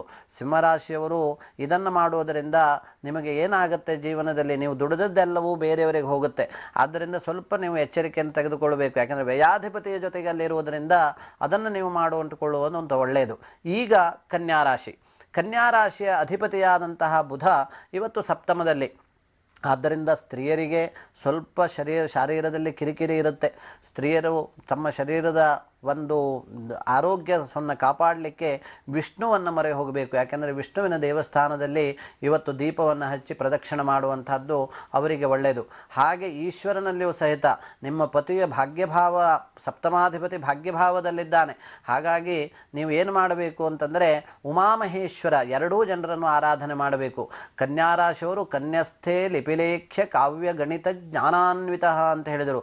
ಕಾವ್ಯ ರಚನೆ ಮಾಡುವಂತಹದ್ದು, ಗಣಿತದಲ್ಲಿ ಯಾರಿಗೆ ಆಸಕ್ತಿ ಇದೆ ಅಂಥವರು, ಯಾರು ಕುಶಲಿಗಳೋ ಅಂಥವರು, ಅವರಿಗೆಲ್ಲರಿಗೂ ಸಹಿತ ಅಷ್ಟಮ ಭಾವದಲ್ಲಿ ತುಂಬ ತೊಂದರೆಗಳಿದ್ದಾವೆ. ಆದ್ದರಿಂದ ಆ ಕುಶಲಿಗಳಿಗೆಲ್ಲ ಈ ಕುಶಲಿಗಳ ಮರ್ಮವನ್ನು ಯಾರು ಅರಿತಿದ್ದಾರೆ ಅವನು ವಿಷ್ಣು. ಅಂತಹ ವಿಷ್ಣುವಿನ ಆರಾಧನೆಯನ್ನು ಮಾಡಬೇಕು ಅವರು. ತಿರುಪತಿ ತಿಮ್ಮಪ್ಪನನ್ನೋ ಅಥವಾ ವಿಷ್ಣುವನ್ನು ನಿಮ್ಮ ಸಂಗಡ ಇದ್ದರೆ ಅವನನ್ನು ವಿಷ್ಣು ಸಹಸ್ರನಾಮವನ್ನು ಪಠನೆ ಮಾಡಿಕೊಂಡು ಕೆಲಸವನ್ನು ಪ್ರಾರಂಭ ಮಾಡಬೇಕು. ಅದು ಅತ್ಯಂತ ಅನುಕೂಲ ಆಗುತ್ತೆ. ಅಲ್ಲದೆ ಹೋದರೆ ನಮೋ ಭಗವತೆ ವಾಸುದೇವಾಯ ಈ ಮಂತ್ರಗಳನ್ನು ನೀವು ಪಠನೆ ಮಾಡಿಕೊಂಡು ನಿಮ್ಮ ಕೆಲಸವನ್ನು ಪ್ರಾರಂಭ ಮಾಡಿದರೆ ತುಂಬ ಚೆನ್ನಾಗಾಗುತ್ತೆ. ಕನ್ಯಾ ರಾಶಿಯವರಿಗೆ ಗುರು ಅನುಕೂಲಕರವಾಗಿದೆ. ಯಾಕೆಂದರೆ ಗುರು ಭಾಗ್ಯದಲ್ಲಿದ್ದು ಲಗ್ನವನ್ನು ನೋಡ್ತಾನೆ. ಭಾಗ್ಯಾಧಿಪತಿಯಲ್ಲಿ ದೃಷ್ಟಿ ಉಂಟೋ, ಭಾಗ್ಯಾಧಿಪತಿಯಲ್ಲಿ ಅನುಕೂಲತೆ ಉಂಟೋ, ಅದರಲ್ಲಿ ಎಲ್ಲ ಕೆಲಸಗಳು ಸಹಿತ ಅವರಿಗೆ ಅನುಕೂಲ ಆಗುತ್ತೆ. ಕನ್ಯಾ ರಾಶಿಯವರು ಬುದ್ಧಿವಂತರು. ಅಂತಹ ಬುದ್ಧಿವಂತ ರಾಶಿ ಅದು. ಗಣಿತ ತಜ್ಞರಿಗೆ ಅನುಕೂಲವಾದದ್ದು ವಿಶೇಷ. ಆದ್ದರಿಂದ ಅವರು ಈ ಕೆಲಸವನ್ನು ಮಾಡಿಕೊಂಡು ಪ್ರಾರಂಭ ಮಾಡಿದರೆ ತಮ್ಮ ಕೆಲಸದಲ್ಲಿ ಜಯ ಆಗತ್ತೆ ಅನ್ನೋದನ್ನು ಹೇಳಬಹುದು. ಜಿ, ಬಹಳ ಸಂತೋಷ. ನೀವು ರಾಶಿಗಳ ಕುರಿತು ಹೇಳ್ತಾ ಇದ್ರಿ, ಜೊತೆಗೆ ಜೀವನದ ಮೌಲ್ಯಗಳು, ನಮ್ಮ ಆಚಾರಗಳ ಕುರಿತು ಕೂಡ ಸಾಕಷ್ಟು ಪ್ರವಚನನ್ನ ಈಗಾಗಲೇ ನೀವು ನೀಡ್ತಾ ಬಂದಿದ್ದೀರಾ. ಇವತ್ತಿನ ದಿನದಲ್ಲಿ ನೀವು ಹೇಳಿದ್ರಿ ಕರದರ್ಶನದ ಮುಖೇನ ದಿನಚರಿ ಪ್ರಾರಂಭ ಆಗಬೇಕು. ಎದ್ದೊಳ್ತೀವಿ, ಕರದರ್ಶನವಾಗಬೇಕು, ಯಾವುದನ್ನ ನೋಡಬೇಕು, ಯಾವೆಲ್ಲ ವಸ್ತುಗಳನ್ನ ನೋಡಬಾರ್ದು ಅಂತ ತಿಳಿಸ್ಕೊಡ್ತೀನಿ ಅಂತಿದ್ರಿ. ದಯಮಾಡಿ ಮುಂದುವರಿಸೋಣವಾ ಮಾತನ್ನ? ಖಂಡಿತವಾಗಿ. ನಾವು ಕೇವಲ ಕರದರ್ಶನವನ್ನ ಮಾಡಬೇಕು ಅಂತ ಹೇಳಿದ್ರೆ ಮುಖ ಕಮಲವನ್ನು ಹಿಡ್ಕೊಂಡು ಹೀಗೆ ಕಣ್ಣ ನೋಡದಂತೆ ನೋಡಿ ಆ ಕೈಯನ್ನು ಚೆಲ್ಲಬೇಕು ಅಂತಲ್ಲ. ಕೈಯಿಂದ ಏನೆಲ್ಲ ಮಾಡ್ಲಿಕ್ಕಾಗತ್ತೆ ಸ್ವಾಮಿ. ಇವತ್ತು ಕೈಯೇ ನಮ್ಮೆಲ್ಲದಕ್ಕೂ ಕಾರಣ. ಕೈ ಇಲ್ಲದೆ ಹೋದರೆ ಬಾಹೂರಾಜನ್ಯಕೃತ ಅಂತ ಒಂದು ಪುರುಷ ಸೂಕ್ತ ಹೇಳುತ್ತೆ. ಏನಂತಂದ್ರೆ ಈ ಮನುಷ್ಯ ದೇಹ ಅಥವಾ ಈ ಶರೀರ ಅನ್ನುವಂಥದ್ದು ಒಂದು ವಿಶೇಷವಾದಂತಹ ಘಟ್ಟ. ಇದರಲ್ಲಿ ಮನುಷ್ಯನ ಬುದ್ಧಿಯಾದಂತಹ ಶಕ್ತಿ ಮುಖ, ಅಂದರೆ ಮುಖದಲ್ಲಿ ಬೌದ್ಧಿಕವಾದಂತಹ ಎಲ್ಲ ಶಕ್ತಿಗಳಿದ್ದಾವೆ. ಹಾಗೆ ಮಾಡಬಹುದಾದಂತಹ ಧೈರ್ಯ, ಸಾಹಸ, ಪ್ರವೃತ್ತಿ ಇವುಗಳೆಲ್ಲ ಕೈಯಿಂದ ಬರುವಂತಹದ್ದು. ನಾವು ಕೈಯಿಂದಲೇ ದಾನ ಮಾಡುವಂತಹದ್ದು, ಕೈಯಿಂದಲೇ ನಮ್ಮೆಲ್ಲ ಕೆಲಸಗಳನ್ನು ಪ್ರಾರಂಭ ಮಾಡುತ್ತೇವೆ. ಆದ್ದರಿಂದ ಮೋಕ್ಷ ಸಾಧನೆಗೆ, ಧರ್ಮ ಸಾಧನೆಗೆ, ಅರ್ಥ ಸಾಧನೆಗೆ ಕೈ ಅತ್ಯಂತ ಪ್ರಮುಖವಾದ ವಿಷಯ ಅಂತ ನಾವು ತಿಳ್ಕೊಂಡ್ರು. ಆ ಕೈಯನ್ನು ನೋಡುವಾಗ, ಕರದರ್ಶನವನ್ನು ಮಾಡುವಾಗಲೂ ಸಹಿತ ಭಗವಂತನ ಸ್ಮರಣೆಯ ಜೊತೆಗೆ ಮಾಡಬೇಕು ಅನ್ನೋದನ್ನ ಕರಾಗ್ರೇ ವಸತೆ ಲಕ್ಷ್ಮಿ ಅನ್ನೋದು ಹೇಳಿತು. ಹಾಗೆ ಬೆಳಗ್ಗೆ ಎದ್ದು ನೋಡಬೇಕಾದಂತಹದ್ದು ಸಹಿತ ಮಾನಸಿಕ ಶಾಸ್ತ್ರದ ಮೇಲೆ ಅತ್ಯಂತ ಪ್ರಭಾವ ಬೀರುತ್ತೆ. ಯಾಕೆಂದ್ರೆ ನಾವು ಯಾವುದನ್ನು ನೋಡ್ತೇವೆ ಮೊದಲು ಅದು ಮನಸ್ಸಿನ ಮೇಲೆ ಪರಿಣಾಮವನ್ನು ಉಂಟು ಮಾಡುತ್ತೆ ಅನ್ನೋದಿದೆ. ನೀವು ಆಗಾಗಲೇ ಹೇಳಿದ್ರಿ, ನಾಯಿಯ ಫೋಟೋವನ್ನು ಅಥವಾ ಮತ್ಯಾವುದೋ ಒಂದು ಪ್ರಾಣಿಯ ಫೋಟೋವನ್ನು ಹಾಕಿ ನೋಡಿದರೆ ಸಾಕು ಅಂತ. ಖಂಡಿತ ಸಾಧ್ಯ ಆಗುವುದಿಲ್ಲ. ನಮ್ಮ ಹಿಂದಿನವರು ನಮಗೆ ಯಾವ್ಯಾವುದನ್ನು ನೋಡಬೇಕು ಪ್ರತಿ ದಿವಸ ಬೆಳಗ್ಗೆ ನಾವು ಯಾವುದು ನೋಡಿದರೆ ನಮಗೆ ಅನುಕೂಲ ಅನ್ನೋದನ್ನು ಒಂದು ವಿಚಾರಣೆ ಮಾಡಿದ್ದಾರೆ ನೋಡಿ. ಅದರಲ್ಲಿ ತುಂಬಾ ಅನುಕೂಲ ಇದೆ. ಅದರಲ್ಲಿ ಹೇಳಿರುವಂತಹದ್ದು ಶ್ರೋತ್ರಯಂ ಶುಭಗಾಂ ಗಾಂಚ ಅಗ್ನಿಂ ಅಗ್ನಿಚಿತಂ ತಥಾ ಪ್ರಾತರುತ್ಥಾಯ ಯಃ ಪಶ್ಯೇತ್. ಯಾವನು ನೋಡ್ತಾನೆ ಆಪದ್ಭ್ಯ ಸವಿಮುಚ್ಯತೆ ಅಂತ. ಅವನಿಗೆ ಆಪತ್ತು ಬರುವಂತಹದ್ದಿದ್ರೆ ಅದು ಮುಚ್ಚತೆ, ಅದು ಮೋಕ್ಷವನ್ನು ಹೊಂದುತ್ತೆ ಅಂತ ಹೇಳ್ತಾನೆ. ಅಂದ್ರೆ ಆಪತ್ತು ಬರುವುದಿಲ್ಲ ಅಂತ. ಅದು ಯಾವ್ಯಾವುದು ಅಂತ ಕೇಳಿದ್ರೆ ಮೊದಲನೇದಾಗಿ ಶ್ರೋತ್ರಿಯಂ ಅಂತ ಹೇಳಿದ್ರು. ಶ್ರೋತ್ರಿಯ ಅಂತಂದ್ರೆ ಇವತ್ತು ಯಜ್ಞವನ್ನು ನೋಡಬೇಕು ಅವನು. ಶ್ರೋತ್ರಿಯ ಅಂತ ಹೇಳಿದರೆ ಯಜ್ಞವನ್ನು ಮಾಡುವಂಥವನು ಅಂತ. ಮೊದಲು ಮಾಡುವಂಥವನನ್ನು ನೋಡಬೇಕಾದ್ರೆ ನಾವು ಆ ಅಗ್ನಿಯನ್ನು ನೋಡಬೇಕು. ಅಗ್ನಿ ಪ್ರಜ್ವಲಿಸುವಾಗ ಮನಸ್ಸಿನಲ್ಲಿ ಏನು ಭಾವನೆ ಬರುತ್ತೆ ಪ್ರತಿಯೊಬ್ಬನೂ ನೋಡಿ. ನೀವು ಪೂರ್ಣಾಹುತಿಯನ್ನು ಹಾಕುವಾಗ ನಮ್ಮ ಇಡೀ ಶರೀರದಲ್ಲಿರುವಂತಹ ಪಾಪಗಳೆಲ್ಲವೂ ನಾಶ ಆಯಿತು ಅನ್ನುವಂತಹ ಒಂದು ಭಾವ ಬರುತ್ತೆ. ಅಗ್ನಿಯನ್ನು ನಾವು ಪ್ರತ್ಯಕ್ಷವಾಗಿ ದೇವತೆ ಅಂತ ಕರಿತೇವೆ. ಯಾಕಂದ್ರೆ ಅಗ್ನಿ ಇಲ್ಲದೆ ನಮ್ಮ ಜೀವನವೇ ಇಲ್ಲ. ನಾವು ಹುಟ್ಟುವಾಗಲೂ ಅಗ್ನಿ ಬೇಕು, ಸತ್ತ ನಂತರದಲ್ಲೂ ಅಗ್ನಿ ಬೇಕು, ಪ್ರತಿ ದಿವಸದಲ್ಲಿಯೂ ಆಹಾರವನ್ನು ಬೇಯಿಸಲಿಕ್ಕೆ ಅಗ್ನಿ ಬೇಕು. ಹಾಗಾಗಿ ಅಗ್ನಿಯನ್ನ, ತೇಜಃಕಾರಕವಾದ ಸೂರ್ಯ ನಮ್ಮ ಕೈಗೆ ಸಿಗುವುದಿಲ್ಲ. ಆದ್ರಿಂದ ಅದರ ಕಾರಣವಾದಂತಹ ಸೂರ್ಯ, ಚಂದ್ರ, ಅಗ್ನಿ ಇದನ್ನೇ ದೇವತೆಗಳು, ತ್ರಿಮೂರ್ತಿಗಳು ಅಂತ ಕರೆದರು. ಇದನ್ನೇ ಈಶ್ವರನ 3 ಕಣ್ಣು ಅಂತಲೂ ಹೇಳಿದರು. ಅಂತಹ ಅಗ್ನಿ ದೇವತೆ ಏನಿದ್ದಾನೆ ಆ ಅಗ್ನಿ ದೇವತೆಯನ್ನು ನೋಡಬೇಕು, ಶ್ರೋತ್ರಿಯಂ ಅಂತ. ಅಂತಹ ಈ ಶ್ರೋತ್ರಿಯನನ್ನು ನೋಡಬೇಕು. ಆ ನೋಡುವುದರಿಂದ ಅನುಕೂಲ ಆಗುತ್ತೆ. ಮುಂದಿನ ಭಾಗದಲ್ಲಿ ಯಾವ್ಯಾವುದನ್ನು ನೋಡಬೇಕು ಅನ್ನೋದನ್ನು ತಿಳಿಸ್ತೇನೆ. ಗುರುಜಿ, ನೀವು ಹೇಳ್ತಿದ್ರಿ ಎದ್ದು ಕೂಡಲೇ ಹೋಮದ ಆ ಅಗ್ನಿಯನ್ನ ನೋಡಬೇಕು, ತುಂಬಾ ವಿಶೇಷ ಅಂತ. ಆದ್ರೆ ಎಲ್ಲಿ ಗುರುಜಿ, ಹಿಂದಿನ ಕಾಲದಲ್ಲಿ ದಿನವೂ ಮಾಡ್ತಿದ್ರು, ಆದ್ರೆ ಈಗಿನ ಕಾಲದಲ್ಲಿ ಬಹಳನೇ ಅಪರೂಪ ಅಲ್ವೇ? ಅಂತಹ ಸಮಯದಲ್ಲಿ ಏನ್ ಮಾಡ್ಬೇಕು ಗುರುಜಿ ನಾವು? ನೋಡಿ, ನಾವು ಅಗ್ನಿ ಅಂದರೆ ತೇಜಸ್ತತ್ವ ಅಂತ ಹೇಳಿರುವಂತಹದ್ದು. ತೇಜ ಅನ್ನುವಂತಹದ್ದು ಮನುಷ್ಯನಿಗೆ ಬೇಕಾಗುತ್ತೆ. ಶಾಖದಿಂದಲೇ ಮನುಷ್ಯನ ಉತ್ಪತ್ತಿ, ಶಾಖದಿಂದಲೇ ಮನುಷ್ಯನ ಜೀವನ, ಶಾಖದಿಂದಲೇ ಮನುಷ್ಯನ ಅಂತ್ಯ ಅಂತ. ಅಂತಹ ಶಾಖ ಏನಿದೆ ಇವತ್ತು ಪ್ರಪಂಚದಲ್ಲಿ ಎಲ್ಲ ಕಡೆಗೆ ವ್ಯಾಪಿಸಿದೆ. ನಾವು ಕರೆಂಟ್ ಅಂತ ಇಟ್ಕೊಳ್ಬಹುದು, ಅಗ್ನಿ ಅಂತ ಇಟ್ಬಹುದು, ಅಥವಾ ಬೇರೆ ಸೂರ್ಯನಂತೆ ಪ್ರಧಾನವಾಗಿ ಇಟ್ಕೊಳ್ಬಹುದು. ಯಾಕಂದ್ರೆ ಸೂರ್ಯನೇ ಶಾಖದ ಮೂಲ ಸ್ವರೂಪ ಅಂತ. ಮೂಲ ರೂಪದಲ್ಲಿ ಸೂರ್ಯನೇ ಬರ್ತಾನೆ. ಆದ್ದರಿಂದ ಸೂರ್ಯನನ್ನು ನೋಡಿ ನಮಸ್ಕಾರ ಮಾಡಿದರೂ ಸಹಿತ ಆ ಶಾಖೆಯನ್ನು ನೋಡಿ ನಮಸ್ಕಾರ ಮಾಡಿದಂತಾಗತ್ತೆ. ಯಾಕಂದ್ರೆ ಶಾಖೆಯ ಅನ್ನುವಂತಹದ್ದು ಅಂದ್ರೆ ಏನು ಜಗತ್ತಿಗೆ ನಾವು ಏನನ್ನು ಕೊಡ್ತೇವೆ ಇವತ್ತು ಅದು ಅತ್ಯಂತ ಪ್ರಧಾನವಾಗಿ ಸೂರ್ಯನನ್ನೇ ಅವಲಂಬಿಸಿದ್ದಾವೆ. ಯಾಕೆಂದ್ರೆ ಸೂರ್ಯನು ಈ ಜಗತ್ತಿನಲ್ಲೆಲ್ಲ ನೀರನ್ನು ಗ್ರಹಿಸಿ ಪುನಃ ಮಳೆಯ ರೂಪದಲ್ಲಿ, ಆವಿಯ ರೂಪದಲ್ಲಿ ಪುನಃ ಮಳೆಯಾಗುತ್ತೆ. ಅಂತಹ ಮಳೆ ಜೀವನ ಜಗತ್ತಿಗೆ ಎಲ್ಲಕ್ಕೂ ಸಹಿತ ಬೆಳೆಯನ್ನು ಕೊಡುತ್ತೆ. ಆ ಬೆಳೆಯೇ ಅನ್ನವಾಗಿ ಮತ್ತೆ ಮನುಷ್ಯನನ್ನು ಸೇರುತ್ತೆ. ಸೂರ್ಯನು ಸಂಚರಿಸಲಿಲ್ಲ ಅಂದ್ರೆ ವಾಯು ಸಂಚಲನ ಇಲ್ಲ. ಆದ್ದರಿಂದ ಸೂರ್ಯನೇ ಜಗತಃ ಆತ್ಮಃ ತಸ್ಥುಷಶ್ಚ ಅಂತ ಹೇಳಿದರು. ಅಂತಹ ಸೂರ್ಯ ಏನಿದ್ದಾನೆ, ಸೂರ್ಯದೇವನೇನಿದ್ದಾನೆ, ಆ ಸೂರ್ಯದೇವನನ್ನು ನಾವು ಪ್ರತಿ ದಿವಸದಲ್ಲಿಯೂ ಬೆಳಗ್ಗೆ ಎದ್ದ ತಕ್ಷಣ ಕೈ ಮುಗಿದು ಕರದರ್ಶನ ಮಾಡಿ ಅವನನ್ನು ನೋಡ್ಲಿಕ್ಕೆ ಏನೂ ತೊಂದರೆ ಇಲ್ವಲ್ಲ, ಅದರಿಂದ ಉತ್ಸಾಹ ನಮ್ಮದು ಇಮ್ಮಡಿ ಆಗತ್ತೆ. ಆ ಕರದರ್ಶನ ಮಾಡುವುದರಿಂದ, ಕರದರ್ಶನ ಮಾಡಿದ ತಕ್ಷಣ ಸೂರ್ಯನನ್ನು ನೋಡಿ ನಮಸ್ಕಾರ ಮಾಡುವಂತಹದ್ದು ಕೇವಲ ಯೋಗಿಗಳೊಂದೇ ಮಾಡಬೇಕು ಅಂತಿಲ್ಲ. ಹೃದಯ ಕಮಲದಲ್ಲಿ ಸೂರ್ಯನನ್ನು ನೋಡುವಂತಹದ್ದು ಯೋಗಿಗಳಿಗೆ ಸಾಧ್ಯ. ಆದರೆ ಹೊರಗಿನ ಸೂರ್ಯನೂ ಸಹಿತ ಜಗತ್ತನ್ನ ಸಾಕಷ್ಟು ಸಂಚಲನ ಮಾಡ್ತಾನೆ. ಯಾಕೆಂದ್ರೆ ಒಂದು ಹೂವು ಸಹಿತ ಸೂರ್ಯೋದಯ ಆದ ತಕ್ಷಣ ಅದು ಅರಳುತ್ತೆ. ನೀವು ನೋಡಬಹುದು. ಅದು ಪ್ರಕೃತಿಯ ಮೇಲೆ ಅದರ ಪರಿಣಾಮ ಇಲ್ಲ ಅಂತಾದರೆ ಅದು ಹೇಗೆ ಅರಳುತ್ತೆ ನೋಡಿ, ಸಹಜವಾಗಿ ಅರಳುತ್ತೆ. ಹಾಗೆ ನೋಡುವಾಗ ಪ್ರಕೃತಿಯ ಮೇಲೆ ಸೂರ್ಯನ ಪರಿಣಾಮ ತುಂಬ ಚೆನ್ನಾಗಿದೆ. ಆ ಸೂರ್ಯನನ್ನು ನಾವು ಆರಾಧನೆ ಮಾಡುವಂಥವರು. ಸೂರ್ಯನ ಆರಾಧನೆ ಆರೋಗ್ಯಂ ಭಾಸ್ಕರಾದಿಚ್ಛೇತ್. ಆರೋಗ್ಯ ಯಾರಿಗೆ ಬೇಕೋ ಅವರು ಸೂರ್ಯನನ್ನು ಆರಾಧನೆ ಮಾಡಬೇಕು ಅಂತ ಹೇಳಿದರು. ಅಂತಹ ಸೂರ್ಯನ ಆರಾಧನೆಯಂತೆ ಪವಿತ್ರವಾದಂತಹದ್ದು ಬೇರೆ ಇಲ್ಲ. ಯಾಕೆಂದ್ರೆ ಹಿಂದೆಲ್ಲ ಒಂದು ಊದಿನ ಕಡ್ಡಿ ತೆಗೆದುಕೊಂಡು ಆ ಸೂರ್ಯನಿಗೆ ನಮಸ್ಕಾರ ಮಾಡೋರು, ಸೂರ್ಯನಿಗೆ ಊದಿನ ಕಡ್ಡಿಯನ್ನು ಹಚ್ಚೋರು, ಮೂರ್ತಿ ಇಲ್ಲ. ಆದರೆ ಈಗಲೂ ಸಹಿತ ಸೂರ್ಯನನ್ನು ನೋಡಿ ನಮಸ್ಕಾರ ಮಾಡುವವರು ಇದ್ದಾರೆ ಬಹಳ ಮಂದಿ. ಹಾಗೆ ಸೂರ್ಯನನ್ನ ಶ್ರೋತ್ರಿಯಂ ಅಂದರೆ ಆಗಲಿಲ್ಲ ಅಂದ್ರೆ, ಯಜ್ಞವನ್ನು ದರ್ಶನ ಮಾಡಲಿಕ್ಕೆ ಸಾಧ್ಯ ಆಗಲಿಲ್ಲ ಅಂತಾದ್ರೆ ಸೂರ್ಯನನ್ನು ನೋಡಿ ಸಹಿತ ನಾವು ನಮಸ್ಕಾರ ಮಾಡಬಹುದು. ಸೂರ್ಯ ಎಲ್ಲವರಿಗೂ ದರ್ಶನ ಕೊಡ್ತಾನೆ ತಾನೆ. 3 ಮಾಳಿಗೆ ಇದ್ದವರಿಗೆ ಸೂರ್ಯ ಇಲ್ಲ, 1 ಮಾಳಿಗೆ ಇದ್ದವರಿಗೆ ಮಾತ್ರ ಸೂರ್ಯ ಅನ್ನುವಂಥದ್ದೇನೂ ಇಲ್ಲ. ಎಲ್ಲ ಕಡೆಗೂ ಸಹಿತ ಸೂರ್ಯನ ದರ್ಶನ ಆಗೇ ಆಗತ್ತೆ. ಅಂತಹ ಸೂರ್ಯ ದರ್ಶನವನ್ನ ಜಗತ್ತಿನಲ್ಲಿ ಮಾಡಬೇಕು. ಎಲ್ಲ ಜನರು ಸಹಿತ ಸೂರ್ಯೋದಯಕ್ಕೆ ಪೂರ್ವದಲ್ಲಿ ಎದ್ದು ಸೂರ್ಯ ದರ್ಶನವನ್ನು ಮಾಡುವಂತಹದ್ದು ಒಳ್ಳೆಯದು. ಹಾಗೆ ನಂತರದಲ್ಲಿ ಶ್ರೋತ್ರೆಯಮ್ಮ ಹೇಳಿದ ನಂತರ ಶುಭಗಾಮ್ ಅಂತ ಹೇಳಿದರು. ಶುಭಗಾಮ್ ಅಂತಂದ್ರೆ ಮಾತೆ ಅಂತ, ತಾಯಿ ಅಂತ ಹೇಳಿದರು. ತಾಯಿಯನ್ನು ನಾವು ಪ್ರತ್ಯಕ್ಷವಾಗಿ ಜೀವನದಲ್ಲಿ ತಾಯಿಗಿಂತ ದೊಡ್ಡ ದೇವರೇ ಇಲ್ಲ. ನಮಾತುಃ ಪರ ದೈವತಂ. ದೈವತ ಅಂತಂದ್ರೆ ತಾಯಿ. ಅಂತಹ ತಾಯಿಯ ಸ್ವರೂಪದನ್ನು ನಾವು ನೋಡಿ ಅದಕ್ಕೆ ನಮಸ್ಕಾರ ಮಾಡಬೇಕು. ತಾಯಿಯನ್ನು ನೋಡಿ ನಾವು ನಮಸ್ಕಾರ ಮಾಡಬೇಕು. ತಾಯಿ ಅತ್ಯಂತ ಶ್ರೇಷ್ಠವಾದ ದೇವತೆ. ನಾವೆಲ್ಲ ದೇವತೆಗಳಿಗೆ ನಮಸ್ಕಾರ ಮಾಡ್ತೇವೆ, ತಾಯಿಗೆ ಮಾತ್ರ ಏನು ಮಾಡೋದಿಲ್ಲ ಅನ್ನುವಂಥದ್ದುಂಟು. ಹಾಗಾಗಬಾರದು. ತಾಯಿಗೆ ನಾವು ನಮಸ್ಕಾರ ಮಾಡಬೇಕು ಅಂತ ಹೇಳಿದರೆ ಬೇರೆ ಎಷ್ಟು ಕಷ್ಟಪಡಬೇಕಾಗಿಲ್ಲ. ಆದರೆ ನಮ್ಮ ಋಷಿಮನಿಗಳು ಶುಭಗಾಮ್ ಅಂತ ಹೇಳಿದರು.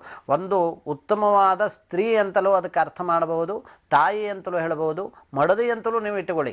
ಅವಳನ್ನು ನೋಡಬೇಕು ಅಂತ, ಅವಳನ್ನು ದರ್ಶನ ಮಾಡಬೇಕು ಅಂತ ಹೇಳಿದ್ರು. ದರ್ಶನ ಅನ್ನೋದಕ್ಕೆ ತುಂಬ ವ್ಯಾಖ್ಯಾನ. ಕೇವಲ ನೋಡುವುದು ಅಂತಲ್ಲ, ಆ ಭಾವದಿಂದ ನೋಡಬೇಕು. ತಾಯಿಯ ಭಾವದಿಂದ ಅಲ್ಲಿ ಅದನ್ನು ದರ್ಶನ ಮಾಡಿದಾಗ ಅದರ ಫಲ ನಮಗೆ ಬರುತ್ತೆ. ಕೇವಲ ತಾಯಿ ಅಂತ ಅಸಡ್ಡೆಯಿಂದ ನೋಡಬಾರದು, ಅಥವಾ ಸ್ತ್ರೀ ಎನ್ನುವಂತಹ ಅಸಡ್ಡೆಯನ್ನು ಅಲ್ಲಿ ತೋರಿಸಬಾರದು. ಆ ಅಸಡ್ಡೆ ತೋರಿಸಿದರೆ ಆ ಫಲ ಬರುವುದಿಲ್ಲ. ಯಾಕೆಂದ್ರೆ ಅಲ್ಲಿ ಶ್ರದ್ಧೆ ಮತ್ತು ಅವಳಲ್ಲಿರುವಂತಹ ಭಾವ ನಮ್ಮಲ್ಲಿ ಜಾಗೃತ ಆಗಬೇಕು. ಪ್ರಕೃತಿ ಮಾತೆ ಇಲ್ಲ ಅಂತಾದರೆ, ತಾಯಿ ಇಲ್ಲ ಅಂತಾದರೆ ಈ ಜೀವನವೇ ಇಲ್ಲ.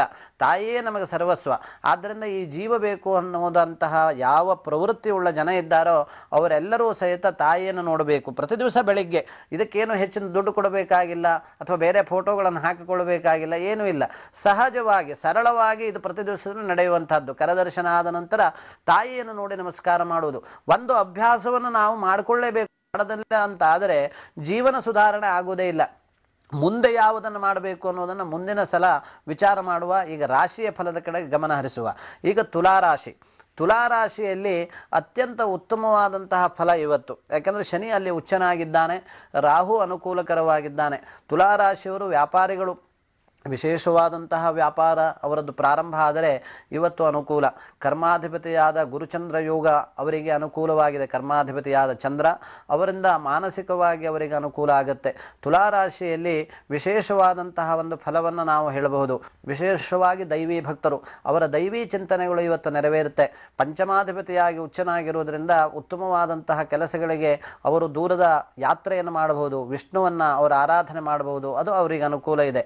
ವ್ಯಾಪಾರ ವ್ಯಾಪಾರಿಗಳಲ್ಲದೇ ಇದ್ದಂಥವರು ಕೃಷಿ ಕೂಲಿ ಕಾರ್ಮಿಕರಿಗೆ ಇವತ್ತು ಅಷ್ಟು ಶುಭವಾದ ದಿವಸ ಅಲ್ಲ. ಯಾಕೆಂದ್ರೆ ರಾಹು ಮತ್ತು ಕೇತು ಅಲ್ಲಿರುವುದರಿಂದ ಪರಿಶ್ರಮ, ಅವರ ಜೀವನದಲ್ಲಿ ಪರಿಶ್ರಮ ಇವತ್ತು ಹೆಚ್ಚಿನದಾಗಿ ಬೀಳುತ್ತೆ. ಅಂಥವರು ವಿಷ್ಣುವನ್ನ, ಈಶ್ವರನನ್ನ ಆರಾಧನೆ ಮಾಡಬೇಕು. ಪಂಚಾಕ್ಷರಿ ಜಪವನ್ನು ಮಾಡಿ ಕೆಲಸವನ್ನು ಪ್ರಾರಂಭ ಮಾಡುವುದು ಒಳ್ಳೆಯದು. ರೋಗಿಗಳಿಗೆ ಮಾತ್ರ ಅತ್ಯಂತ ಹಾನಿಕಾರಕವಾದಂತಹದ್ದು. ಯಾಕೆಂದ್ರೆ ತುಲಾರಾಶಿಯಲ್ಲಿ ರೋಗಿಗಳಿದ್ದಂಥವರಿಗೆ ಶಾರೀರಿಕವಾದ ಪೀಡೆ ಜಾಸ್ತಿ. ರಾಹು ಮತ್ತು ಶನಿಯ ಒಂದು ಸಂಬಂಧ ಇದೆ. ಹಾಗಾಗಿ ಸ್ವಲ್ಪ ವಾತದ ರೋಗಗಳು ಅವರಿಗೆ ಬರುವಂತಹ ಲಕ್ಷಣ. ನಾಡಿಯ ದೋಷ ಇದ್ದಂಥವರು ವಿಷ್ಣುವಿನ, ಈಶ್ವರನ ಒಂದು ನಾಮಸ್ಮರಣೆಯನ್ನು ಮಾಡಿಕೊಂಡು ಔಷಧಿಯನ್ನು ತೆಗೆದುಕೊಳ್ಳುವುದು ಒಳ್ಳೆಯದು. ಈಗ ವೃಶ್ಚಿಕ ರಾಶಿ. ವೃಶ್ಚಿಕ ರಾಶಿಯಾಧಿಪತಿ ಅತ್ಯಂತ ಅನುಕೂಲ. ವೃಶ್ಚಿಕಕ್ಕೆ ಸಪ್ತಮದಲ್ಲಿ ಚಂದ್ರಗುರು ಯೋಗದಿಂದ ನಿಮ್ಮ ಮನೆಯವರು ಇವತ್ತು ಏನು ಹೇಳಿದ್ದಾರೋ ಅವರ ಮಾತನ್ನು ಕೇಳಿಕೊಂಡು ಹೋಗುವುದರಿಂದ ಅನುಕೂಲ. ದೂರದ ಪ್ರಯಾಣ ನಿಮಗೆ ಬಹಳ ದಿವಸದಿಂದ ಮಾಡಬೇಕು ಅಂತಿದ್ದರೆ ಅದು ಅನುಕೂಲ. ವ್ಯಾಪಾರಕ್ಕೆ ತುಂಬಾ ಪ್ರಗತಿ ಇದೆ. ವ್ಯಾಪಾರದಲ್ಲಿ ಅನುಕೂಲತೆ ಉಂಟಾಗುತ್ತೆ ವೃಶ್ಚಿಕ ರಾಶಿಯವರಿಗೆ. ಭಾಗ್ಯಾಧಿಪತಿಯಾದ ಚಂದ್ರನು ಅವರಿಗೆ ಶ್ರೇಷ್ಠವಾಗಿ ಉಚ್ಚನಾಗಿದ್ದಾನೆ. ತುಂಗಸ್ಥಿತೇ ತನುಪತೌ ಸಧನಃ ಸವೀರ್ಯ ಜೇತಾದ್ವಿಷಾಂಖಲು ಭವೇತ್ ಪ್ರಥಮಾನ ತೇಜಾಹ. ಪ್ರಥಮವಾದ ತೇಜಸ್ಸು ನಿಮ್ಮದು. ವೃಶ್ಚಿಕ ರಾಶಿಯವರು ಸ್ವಲ್ಪ ಸಂಶಯದ ಪ್ರವೃತ್ತಿ ಇರುತ್ತಾರೆ. ಆದರೆ ಇವತ್ತು ಸಂಶಯ ಪ್ರವೃತ್ತಿ ಹೋಗಿ ಅವರಿಗೆ ಒಂದು ಉತ್ತಮವಾದ ಪ್ರವೃತ್ತಿ ಒಂದು ಉಂಟಾಗತ್ತೆ. ಚಂದ್ರಗುರುಗಳ ಸಂಬಂಧ ಇದೆ. ಆದ್ದರಿಂದ ದೊಡ್ಡವರ ದರ್ಶನವನ್ನು ಮಾಡಿಕೊಂಡು ಉತ್ತಮವಾದಂತಹ ನಾಮಸ್ಮರಣೆಯ ಜೊತೆಗೆ ನಿಮ್ಮ ಜೀವನ ಸುಗಮವಾಗಿ ಆಗುತ್ತೆ. ಯಾವುದೇ ರೀತಿಯಾದಂತಹ ತೊಂದರೆಗಳು ನಿಮಗೆ ಬರುವುದಿಲ್ಲ. ಈಗ ಧನುರಾಶಿ. ಧನುರಾಶ್ಯಾಧಿಪತಿಯಾದ ಗುರು ಷಷ್ಠದಲ್ಲಿದ್ದಾನೆ. ರೋಗಿಗಳಿಗೆ ಅನಾನುಕೂಲತೆ ಜಾಸ್ತಿ ಆಗುತ್ತೆ. ಧನುರಾಶಿಯವರಲ್ಲಿ ಅಷ್ಟಮ ಮತ್ತು ಷಷ್ಠಾಧಿಪತಿಗಳು ಒಟ್ಟಾಗಿ ಲಗ್ನಾಧಿಪತಿಯಲ್ಲಿ ಇರುವುದರಿಂದ ಅನಾನುಕೂಲ ಜಾಸ್ತಿ. ಯಾಕೆಂದರೆ ಧನುರಾಶಿಯವರು ಸ್ವತಃ ಬಹಳ ಉತ್ಸಾಹ ಪ್ರವೃತ್ತಿ ಉಳ್ಳವರು. ಎಲ್ಲ ಕೆಲಸಗಳನ್ನು ಮಾಡುವುದರಲ್ಲಿ ಅವರಿಗೆ ಆಸಕ್ತಿ. ಚಾಪಸ್ಥಿತೇ ಮೃಗಲಾಂಛನೆ ವರತನುಹು ಅಂತ ಹೇಳಿದರು. ಶ್ರೇಷ್ಠವಾದ ಶರೀರ ನಿಮ್ಮದಾಗಿದ್ದರೂ ಸಹಿತ ಅನಾನುಕೂಲತೆಯಿಂದ ಏನೋ ಬಳಲುತ್ತೀರಿ. ಮಾನಸಿಕವಾದ ಹಿಂಸೆ ನಿಮಗಾಗತ್ತೆ. ಶಾರೀರಿಕವಾದಂತಹ ತೊಂದರೆಗಳು ಬರ್ತವೆ. ಆದ್ದರಿಂದ ಧನುರಾಶಿಯವರು ತುಂಬ ಎಚ್ಚರಿಕೆಯನ್ನು ಮಾಡಬೇಕು. ಇಂತಹದ್ದರ ಪರಿಹಾರಕ್ಕಾಗಿಯೇ ಇರುವಂತಹದ್ದು ಮೃತ್ಯುಂಜಯ ಜಪ. ಅಂತಹ ಮೃತ್ಯುಂಜಯ ಜಪವನ್ನು ಮಾಡಿ ಅದರಿಂದ ನಿಮಗೆ ಅನುಕೂಲವಾಗುತ್ತೆ. ಯಾವುದೇ ಕೆಲಸ ಪ್ರಾರಂಭ ಮಾಡಬೇಕಾದ್ರೆ ಧನುರಾಶಿಯವರಿಗೆ ಕರ್ಮಾಧಿಪತಿ ಉಚ್ಚನಾಗಿರುವಂತಹದ್ದು ಒಳ್ಳೆಯದು. ಕರ್ಮಕ್ಕೆ ಅನುಕೂಲವಾದಂತಹ ದೇವತಾ ಒಂದು ದರ್ಶನ, ದೇವತಾ ಭಾವ ನಿಮ್ಮದು ಯಾವಾಗಲೂ ಇದೆ. ಆದ್ದರಿಂದ ದೇವತೆಯ ದರ್ಶನವನ್ನು ಮಾಡಿ ತುಂಬ ಅನುಕೂಲತೆಯನ್ನು ನೀವು ಹೊಂದಬಹುದು. ಅದರಲ್ಲಿಯೂ ಸಹಿತ ಉದ್ಯೋಗಿಗಳಿಗೆ ವ್ಯವಹಾರಕ್ಕೆ ಇವತ್ತು ಪ್ರವೇಶ ಮಾಡುವುದಕ್ಕೆ ನೀವು ವಿಷ್ಣುವನ್ನು ಆರಾಧನೆ ಮಾಡಿಕೊಂಡು ತೆರಳಿದರೆ ನಿಮ್ಮ ಜೀವನದಲ್ಲಿ ತುಂಬ ಶ್ರೇಷ್ಠವಾದಂತಹ ಒಂದು ಸ್ಥಾನಮಾನಗಳು ಇವತ್ತಿನಿಂದ ಲಭಿಸಲಿಕ್ಕಿದೆ ಅನ್ನೋದನ್ನು ಹೇಳಬಹುದು. ಗುರುಜಿ, ಇನ್ನು ಉಳಿದ 3 ರಾಶಿಗಳ ಕುರಿತು ತಿಳಿಸ್ಕೊಡ್ತೀರಾ ಈಗ? ಖಂಡಿತವಾಗಿ. ಮಕರ ರಾಶಿಯನ್ನ ಮೊದಲನೇದಾಗಿ ನೋಡುವ. ಮಕರ ರಾಶಿಯಾಧಿಪತಿಗಳು ತುಂಬ ಪರಿಶ್ರಮಿಗಳು. ಯಾವಾಗಲೂ ಪರಿಶ್ರಮವನ್ನ ಮಾಡುವಂಥವರು. ಈ ರಾಶಿಯಲ್ಲಿ ಮಕರ ರಾಶಿಗೆ ಅನುಕೂಲವಾಗಿ ಇವತ್ತು ಇದೆ. ಲಗ್ನಾಧಿಪತಿಯಾದ ಮಕರ ಲಗ್ನಕ್ಕೆ ಅಧಿಪತಿಯಾದ ನಿಮ್ಮ ರಾಶಿಗೆ ಅಧಿಪತಿಯಾದ ಶನಿಯು ಉಚ್ಚನಾಗಿದ್ದಾನೆ. ಕೀರ್ತಿಯನ್ನು ತರುವಂತಹದ್ದು. ನೀವು ಮಾಡುವಂತಹ ಎಲ್ಲ ಕೆಲಸಗಳಲ್ಲಿ ಕೀರ್ತಿ ಬರುತ್ತೆ. ಆದ್ದರಿಂದ ಕೆಲಸಗಳನ್ನು ಪ್ರಾರಂಭ ಮಾಡಲಿಕ್ಕೆ ಇದು ಉತ್ತಮವಾದಂತಹ ದಿವಸ. ಆದ್ದರಿಂದ ನಿಮ್ಮ ಕೆಲಸವನ್ನು ಪ್ರಾರಂಭ ಮಾಡಿಕೊಳ್ಳಿ. ಓದುಗರಿಗೆ ವಿಶೇಷವಾಗಿ ಯಾರು ವಿದ್ಯಾರ್ಥಿಗಳಿದ್ದಾರೋ ಹೆಚ್ಚಿನ ವ್ಯಾಸಂಗಕ್ಕಾಗಿ ಹೋಗುವಂಥವರು ಇವತ್ತಿನಿಂದ ನಿಮ್ಮ ಟ್ಯೂಷನ್ ಅನ್ನು ಪ್ರಾರಂಭ ಮಾಡಿಕೊಳ್ಳಿ. ಯಾಕೆಂದರೆ ದ್ವಿತೀಯ ಭಾವಾಧಿಪತಿಯು ಲಗ್ನಾಧಿಪತಿಯು ಉಚ್ಚನಾಗಿದ್ದಾನೆ. ಜೊತೆಗೆ ಪಂಚಮದಲ್ಲಿ ಗುರುಚಂದ್ರ ಯೋಗ. ಇದರಿಂದ ನಿಮಗೆ ಅತ್ಯಂತ ಶ್ರೇಷ್ಠವಾಗುತ್ತೆ. ಹಾಗೆ ಹಣಕಾಸಿನವರು ವ್ಯವಹಾರವನ್ನು ಮಾಡಿಕೊಳ್ಳುವವರು ತಮ್ಮ ಕಾರ್ಯವನ್ನು ಇವತ್ತು ಪ್ರಾರಂಭ ಮಾಡಬೇಕು. ಅದರಲ್ಲಿ ರಾಹು ಇರೋದರಿಂದ ರಾಹುವಿನ ಗತಿಯು ಯಾವಾಗಲೂ ಅನಿಷ್ಟವಾದದ್ದನ್ನು ಉಂಟು ಮಾಡುತ್ತೆ. ಆದ್ದರಿಂದ ಸುಬ್ರಹ್ಮಣ್ಯ ದರ್ಶನವನ್ನು ಮಾಡಿ ಮುಂದೆ ಕಾಲಿಡಿ. ನಿಮಗೆ ಖಂಡಿತವಾದಂತಹ ಜಯ, ಖಂಡಿತವಾದಂತಹ ಅನುಕೂಲತೆಗಳು ನಿಮಗೆ ಪ್ರಾಪ್ತವಾಗ್ತವೆ. ಈಗ ಕುಂಭರಾಶಿ. ಕುಂಭರಾಶಿಯಾಧಿಪತಿಯಾದ ಶನಿಯು ಧರ್ಮನಾಶಕ, ಧರ್ಮನ ಸ್ಥಾನದಲ್ಲಿ. ಆದ್ದರಿಂದ ನೀವು ಮಾಡುವಂತಹ ಎಲ್ಲ ಕೆಲಸಗಳಲ್ಲಿ ಯಾರ್ಯಾದರೂ ಕಲ್ಲು ಹಾಕಬಹುದು. ನೀವು ವಿಚಲಿತರಾಗುವಂತಹ ಅಂಶ ಇಲ್ಲ. ಯಾಕೆಂದರೆ ನಿಮಗೆ ಚತುರ್ಥದಲ್ಲಿ ಗುರುಚಂದ್ರ ಯೋಗ. ಆದ್ದರಿಂದ ಪ್ರಾರಂಭ ಮಾಡಿದ ಕೆಲಸವನ್ನು ಬಿಡಬೇಡಿ. ಖಂಡಿತ ಸಾಧನೆಯನ್ನು ಮಾಡಿ. ಚತುರ್ಥ ಭಾವದಲ್ಲಿ ಗುರುಚಂದ್ರ ಯೋಗ ಇರುವುದರಿಂದ ಭೂಮಿಯ ವ್ಯವಹಾರವನ್ನು ಮಾಡಿ. ವಾಹನಗಳಿಂದ ಅನುಕೂಲತೆ ನಿಮಗೆ. ಯಾಕೆಂದರೆ ಚತುರ್ಥ ಭಾವ ಅಂತಂದರೆ ವಾಹನವನ್ನು ಹೇಳುವಂತಹ ಸ್ಥಾನ ಅದು. ವಾಹನಾಧಿಪತಿಯಾದಂತಹ ಸಪ್ತಮ ಭಾವಾಧಿಪತಿಯಾದ ಸೂರ್ಯನು ನಿಮಗೆ ಉಚ್ಚನಾಗಿದ್ದಾನೆ. ಅದರಿಂದ ವಾಹನವನ್ನು ತೆಗೆದುಕೊಳ್ಳಲಿಕ್ಕೆ ಅನುಕೂಲತೆ. ಆದರೆ ವಿದ್ಯಾರ್ಥಿಗಳಿಗೆ ಶುಭವಲ್ಲ. ಕುಂಭರಾಶಿಯ ವಿದ್ಯಾರ್ಥಿಗಳಿದ್ದರೆ ವಿಷ್ಣುವಿನ ಆರಾಧನೆಯನ್ನು ಮಾಡಬೇಕು. ಸ್ತ್ರೀಯರಿಗೆ ಶಾರೀರಿಕವಾದಂತಹ ದೋಷ ಬರುವಂತಹ ಸಾಧ್ಯತೆ ಇದೆ. ಈಗ ಮೀನರಾಶಿ. ಅಂತಹ ಮೀನರಾಶಿಯವರಿಗೆ ಇವತ್ತು ನಿಜವಾಗಿ ಬೆಳಕಿಗೆ ಬರುತ್ತೆ. ಯಾರ್ಯಾರು ತಮ್ಮ ಧೈರ್ಯ ಧೈರ್ಯದಿಂದ ಸ್ವಭಾವದಿಂದ ಅತ್ಯಂತ ಉತ್ತಮವಾದಂತಹ ಕೆಲಸವನ್ನು ಮಾಡಲಿಕ್ಕೆ ತಾವು ಆಲೋಚನೆ ಮಾಡ್ತೀರೋ ಅದೆಲ್ಲವೂ ಸಾಧ್ಯ ಆಗುತ್ತೆ. ಯಾಕೆಂದರೆ ಗುರು ನಿಮಗೆ ಅನುಕೂಲವಾಗಿದ್ದಾನೆ. ಗುರು ಒಬ್ಬ ಅನುಕೂಲ ಇದೆ ಅಂತಾದರೆ ಒಳ್ಳೆದೆಲ್ಲ ಅನುಕೂಲತೆಗಳು ಉಂಟಾಗುತ್ತೆ. ಪಂಚಮ ಭಾವಾಧಿಪತಿಯಾದ ಚಂದ್ರನ ಜೊತೆಗೆ ಮೃಗಶಿರಾ ನಕ್ಷತ್ರ ಇವತ್ತು, ಆ ನಕ್ಷತ್ರದಲ್ಲಿ ಗುರು ಇರುವುದರಿಂದ ಅನುಕೂಲ. ನೀರಿನ ವ್ಯವಹಾರಗಳನ್ನು ಮಾಡುವಂಥವರು, ನೀರಿನ ವ್ಯವಹಾರಗಳು ಮಾಡುವವರಿಗೆ ತುಂಬ ಶ್ರೇಷ್ಠವಾದಂತಹ ದಿವಸ. ಹಾಗೆ ಯಾವುದಾದರೂ ಪಾನೀಯದ ಒಂದು ವ್ಯವಹಾರವನ್ನು ಮಾಡ್ತಾ ಇದ್ದೀರಿ, ಅವರಿಗೆ ಅನುಕೂಲವಾದಂತಹ ದಿವಸ. ಅವರು ಇವತ್ತು ಹೆಚ್ಚಿನ ಸಂಗ್ರಹವನ್ನು ಮಾಡಬಹುದು. ಯಾಕೆಂದರೆ ದ್ವಿತೀಯ ಸ್ಥಾನದಲ್ಲಿ ಸೂರ್ಯ ಕುಜ ಎಲ್ಲ ಅವರಿಗಿದ್ದಾನೆ. ಕೆಟ್ಟದ್ದನ್ನು ಮಾಡಬೇಡಿ. ಯಾಕೆಂದರೆ ಲಗ್ನ ಭಾವದಲ್ಲಿ ನೀಚನಾದ ಬುಧ ಇದ್ದಾನೆ. ಅಲ್ಲಿ ನಿಮ್ಮ ಮನಸ್ಸಿನಲ್ಲಿ ಸ್ವಲ್ಪ ಕೆಟ್ಟ ಭಾವನೆಗಳು ಏನಾದರೂ ಬಂತು ಅಂತಂದರೆ ಅನರ್ಥಕ ದಾರಿಯಾದೀತು. ಯಾಕೆಂದರೆ ಬುಧನ ಆಲೋಚನೆಗಳು ಒಳ್ಳೆಯದಲ್ಲ. ಬುಧನು ಯಾವಾಗಲೂ ಕೆಟ್ಟ ಆಲೋಚನೆಯನ್ನು ಮಾಡುವಂಥವನು ನೀಚದಲ್ಲಿರುವಾಗ. ಆದ್ದರಿಂದ ಬುದ್ಧಿಯ ಕಡೆಗೆ ಸ್ವಲ್ಪ ಗಮನವನ್ನು ಕೊಟ್ಟು ಉತ್ತಮವಾದ ಕೆಲಸವನ್ನೇ ಮಾಡಬೇಕು. ಯಾಕೆಂದರೆ ಬುದ್ಧಿ ಯಾವ್ಯಾವ ರೀತಿಯಲ್ಲಿ ಪ್ರೇರಣೆ ಮಾಡುತ್ತೆ ಅಂತಂದರೆ ನಮ್ಮಲ್ಲಿರುವ ಸಂಸ್ಕಾರದ ಜೊತೆಗೆ ಬುದ್ಧಿ ಪ್ರೇರಣೆ ಮಾಡುತ್ತೆ. ಅದೇ ರೀತಿಯಾಗಿ ಮನಸ್ಸು ಹೇಳುತ್ತೆ, ಕಾರ್ಯಪ್ರವೃತ್ತವಾಗುತ್ತೆ ಶರೀರ. ಹಾಗಾಗಿ ಶರೀರ ಒಳ್ಳೆ ಕೆಲಸ ಮಾಡಬೇಕು ಅಂತಾದರೆ ನಮ್ಮ ಬುದ್ಧಿಯನ್ನು ಮೊದಲನೇ ಸರಿಪಡಿಸಿಕೊಳ್ಳಬೇಕು. ಕರ್ಮವನ್ನು ಶುಭವಾಗಿ ಮಾಡಬೇಕು. ನೀವು ಯಾವುದೇ ವ್ಯವಹಾರವನ್ನು ಮಾಡೋದಿರ್ಬೋದು, ಆಹಾರವನ್ನು ಕೊಡೋದಿರ್ಬೋದು, ನೀರನ್ನು ಕೊಡುವುದಿರ್ಬೋದು, ವ್ಯಾಪಾರವನ್ನು ಮಾಡಬಹುದಿರ್ಬೋದು, ಆಗೆಲ್ಲವೂ ಸಹಿತ ನಿಮ್ಮ ಕರ್ಮಗಳು ಶುದ್ಧವಾಗಿದೆ ಅಂತಾದರೆ ಬುದ್ಧಿಯ ಪ್ರೇರಣೆ ತುಂಬ ಅನುಕೂಲ ಆಗುತ್ತೆ. ಅಂತಹ ಬುಧನು ನೀಚನಾಗಿರುವುದರಿಂದ ಆ ಶನಿಯ ಒಂದು ಪ್ರಭಾವ ನಿಮಗೆ ಆಗದೇ ಇರಲಿ. ಅಷ್ಟಮಾಧಿಪತಿ, ಅದೆಲ್ಲ ದೃಷ್ಟಿಯಿಂದ ವಿಷ್ಣುವನ್ನು ಸ್ಮರಣೆ ಮಾಡಿಕೊಂಡು ಕಾರ್ಯಪ್ರವೃತ್ತರಾಗುವಂತಹದ್ದು ತುಂಬ ಒಳ್ಳೆಯದು. ಹೀಗೆ 12 ರಾಶಿಯವರು ಸಹಿತ ಇವತ್ತು ಅವರವರಿಗೆ ಹೇಳಿರುವಂತಹ ದೇವತಾರಾಧನೆಯನ್ನು ಮಾಡಿಕೊಂಡು ಉತ್ತಮವಾದಂತಹ ಜೀವನವನ್ನು ಅವರು ಸಾಗಿಸಲಿ ಅಂತ ಅನ್ನೋದಾಗಿ ಭಾವಿಸಿಕೊಂಡು ಖಂಡಿತ ಗುರುಜಿ, ರಾಶಿಗಳ ಕುರಿತು ತಿಳಿಸ್ಕೊಟ್ರಿ. ಜೊತೆಗೆ ನೀವು ಮಾತಾಡ್ತಾ ಹೇಳಿದ್ರಿ ಬೆಳಗ್ಗೆ ಎದ್ದ ಕೂಡಲೇ ಹೇಗಿರ್ಬೇಕು, ನಮ್ಮ ದಿನಚರಿ ಏನು ಅಂತ ತಿಳಿಸ್ತಾ ಇದ್ರಿ. ಅಗ್ನಿಯನ್ನ ನೋಡ್ಬೇಕು ಅಂತ ಹೇಳಿದ್ರಿ. ಅದು ಸೂರ್ಯನಾಗಿರಬಹುದು, ಹೆಣ್ಣನ್ನ ನೋಡಿ ಅಂತ ಹೇಳಿದ್ರಿ. ಅದಕ್ಕೆ ನನಗನ್ನಿಸಿದ್ದು ಒಂದ್ ಮಾತೇನಪ್ಪಾ ಅಂದ್ರೆ, ಸಾಕ್ಷಾತ್ ಅಗ್ನಿ ಸ್ವರೂಪಿಣಿ ಹೆಣ್ಣು ಅಂತ ಹೇಳ್ತಾರಲ್ವೇ ಗುರುಜಿ. ಹಾಗಾಗಿ ಹೆಣ್ಣನ್ನ ನೋಡ್ಬಹುದು ಅಂದ್ರೆ ಅದು ತಾಯಿ ಆಗಿರಬಹುದು ಅಥವಾ ಹೆಂಡತಿ ಕೂಡ ಆಗಿರಬಹುದು. ಹೆಣ್ಣನ್ನ ಕೂಡ ನೋಡಿ ಎದ್ದಿದ್ ಕೂಡ್ಲೆ ಅಂತ ತಿಳಿಸಿದ್ರಿ. ಮುಂದೆ ಏನ್ ಹೇಳ್ತಾ ಇದ್ದೀರಾ? ಈಗ ಮೊದಲನೇದಾಗಿ ನಾವು ಶ್ರೋತ್ರೆ ಅಂತ ಹೇಳಿದ್ರು, ತೇಜಸ್ತತ್ವ ಹೇಳಿದರು, ಸುಭಗ ಅಂತ ಹೇಳಿದೆವು. ಈಗ ಗಾಮ್ ಅಂತ ಬರ್ತದೆ ಮುಂದೆ. ಗಾಮ್ ಅಂತಂದ್ರೆ ಆಕಳುಗಳು ಅಂತ. ಆಕಳು ಯಾವುದನ್ನು ತಿಂತಾವೆ ಹೇಳಿ? ಕೇವಲ ಹುಲ್ಲನ್ನು ತಿಂತಾವೆ. ಆದರೆ ಮನುಷ್ಯನಿಗೆ ಬೇಕಾಗಿರುವಂತಹ ಹಾಲನ್ನು ಅದು ನೀಡುತ್ತೆ. ಕೇವಲ ಹುಲ್ಲನ್ನು ತಿಂದು ಹಾಲನ್ನು ಕೊಡುತ್ತವೆ. ಹಾಲು ಪೂರ್ಣ ಅಂತ ಹೇಳ್ತೇವೆ. ಆದ್ದರಿಂದ ಗೋವಿನಲ್ಲಿ ಎಲ್ಲ 33 ಕೋಟಿ ದೇವತೆಗಳು ಆ ಗೋವಿನಲ್ಲಿರ್ತವೆ. ಅದೆಲ್ಲವೂ ಸಹಿತ ಆ ಆಕಳಿನಲ್ಲಿದ್ದಾವೆ. ಪ್ರತಿ ದಿವಸದಲ್ಲಿ ಆಕಳಿಗೆ ನಾವು ಒಂದು ತುತ್ತು ಗ್ರಾಸವನ್ನು ಕೊಟ್ಟು ಅವಕ್ಕೊಂದು ಹೂವು ಹಾಕಿ ಪ್ರದಕ್ಷಿಣೆ ಮಾಡಿ ಕುಂಕುಮ ಹಚ್ಚಿ ನಮಸ್ಕಾರ ಮಾಡುವಂತಹ ಪದ್ಧತಿ. ಆದರೆ ಅದಕ್ಕಿಂತ ವಿಶೇಷವಾಗಿ ಆ ಆಕಳನ ನಮಸ್ಕಾರ ಮಾಡಬೇಕು. ಆಕಳನ ಒಂದು ವಾಸನೆ ನಮ್ಮ ದೇಹಕ್ಕೆ ಬರಬೇಕು. ಆಕಳನ ಹತ್ತಿರ ಒಂದು ಗೋರೋಚನ ಅನ್ನುವಂತಹ ಒಂದು ವಾಸನೆ ಬಡೀತದೆ. ನೀವು ಆಕಳನ ಸಮೀಪದಲ್ಲಿ ಸುಳಿದಾಡಿದರೆ ಬೆಳಗ್ಗೆ ಗೊತ್ತಾಗುತ್ತೆ, ಅದರ ಮುಖದಿಂದ ಒಂದು ರೀತಿಯಾದಂತಹ ಒಂದು ಸುವಾಸನೆ ಹೊರಡುತ್ತೆ.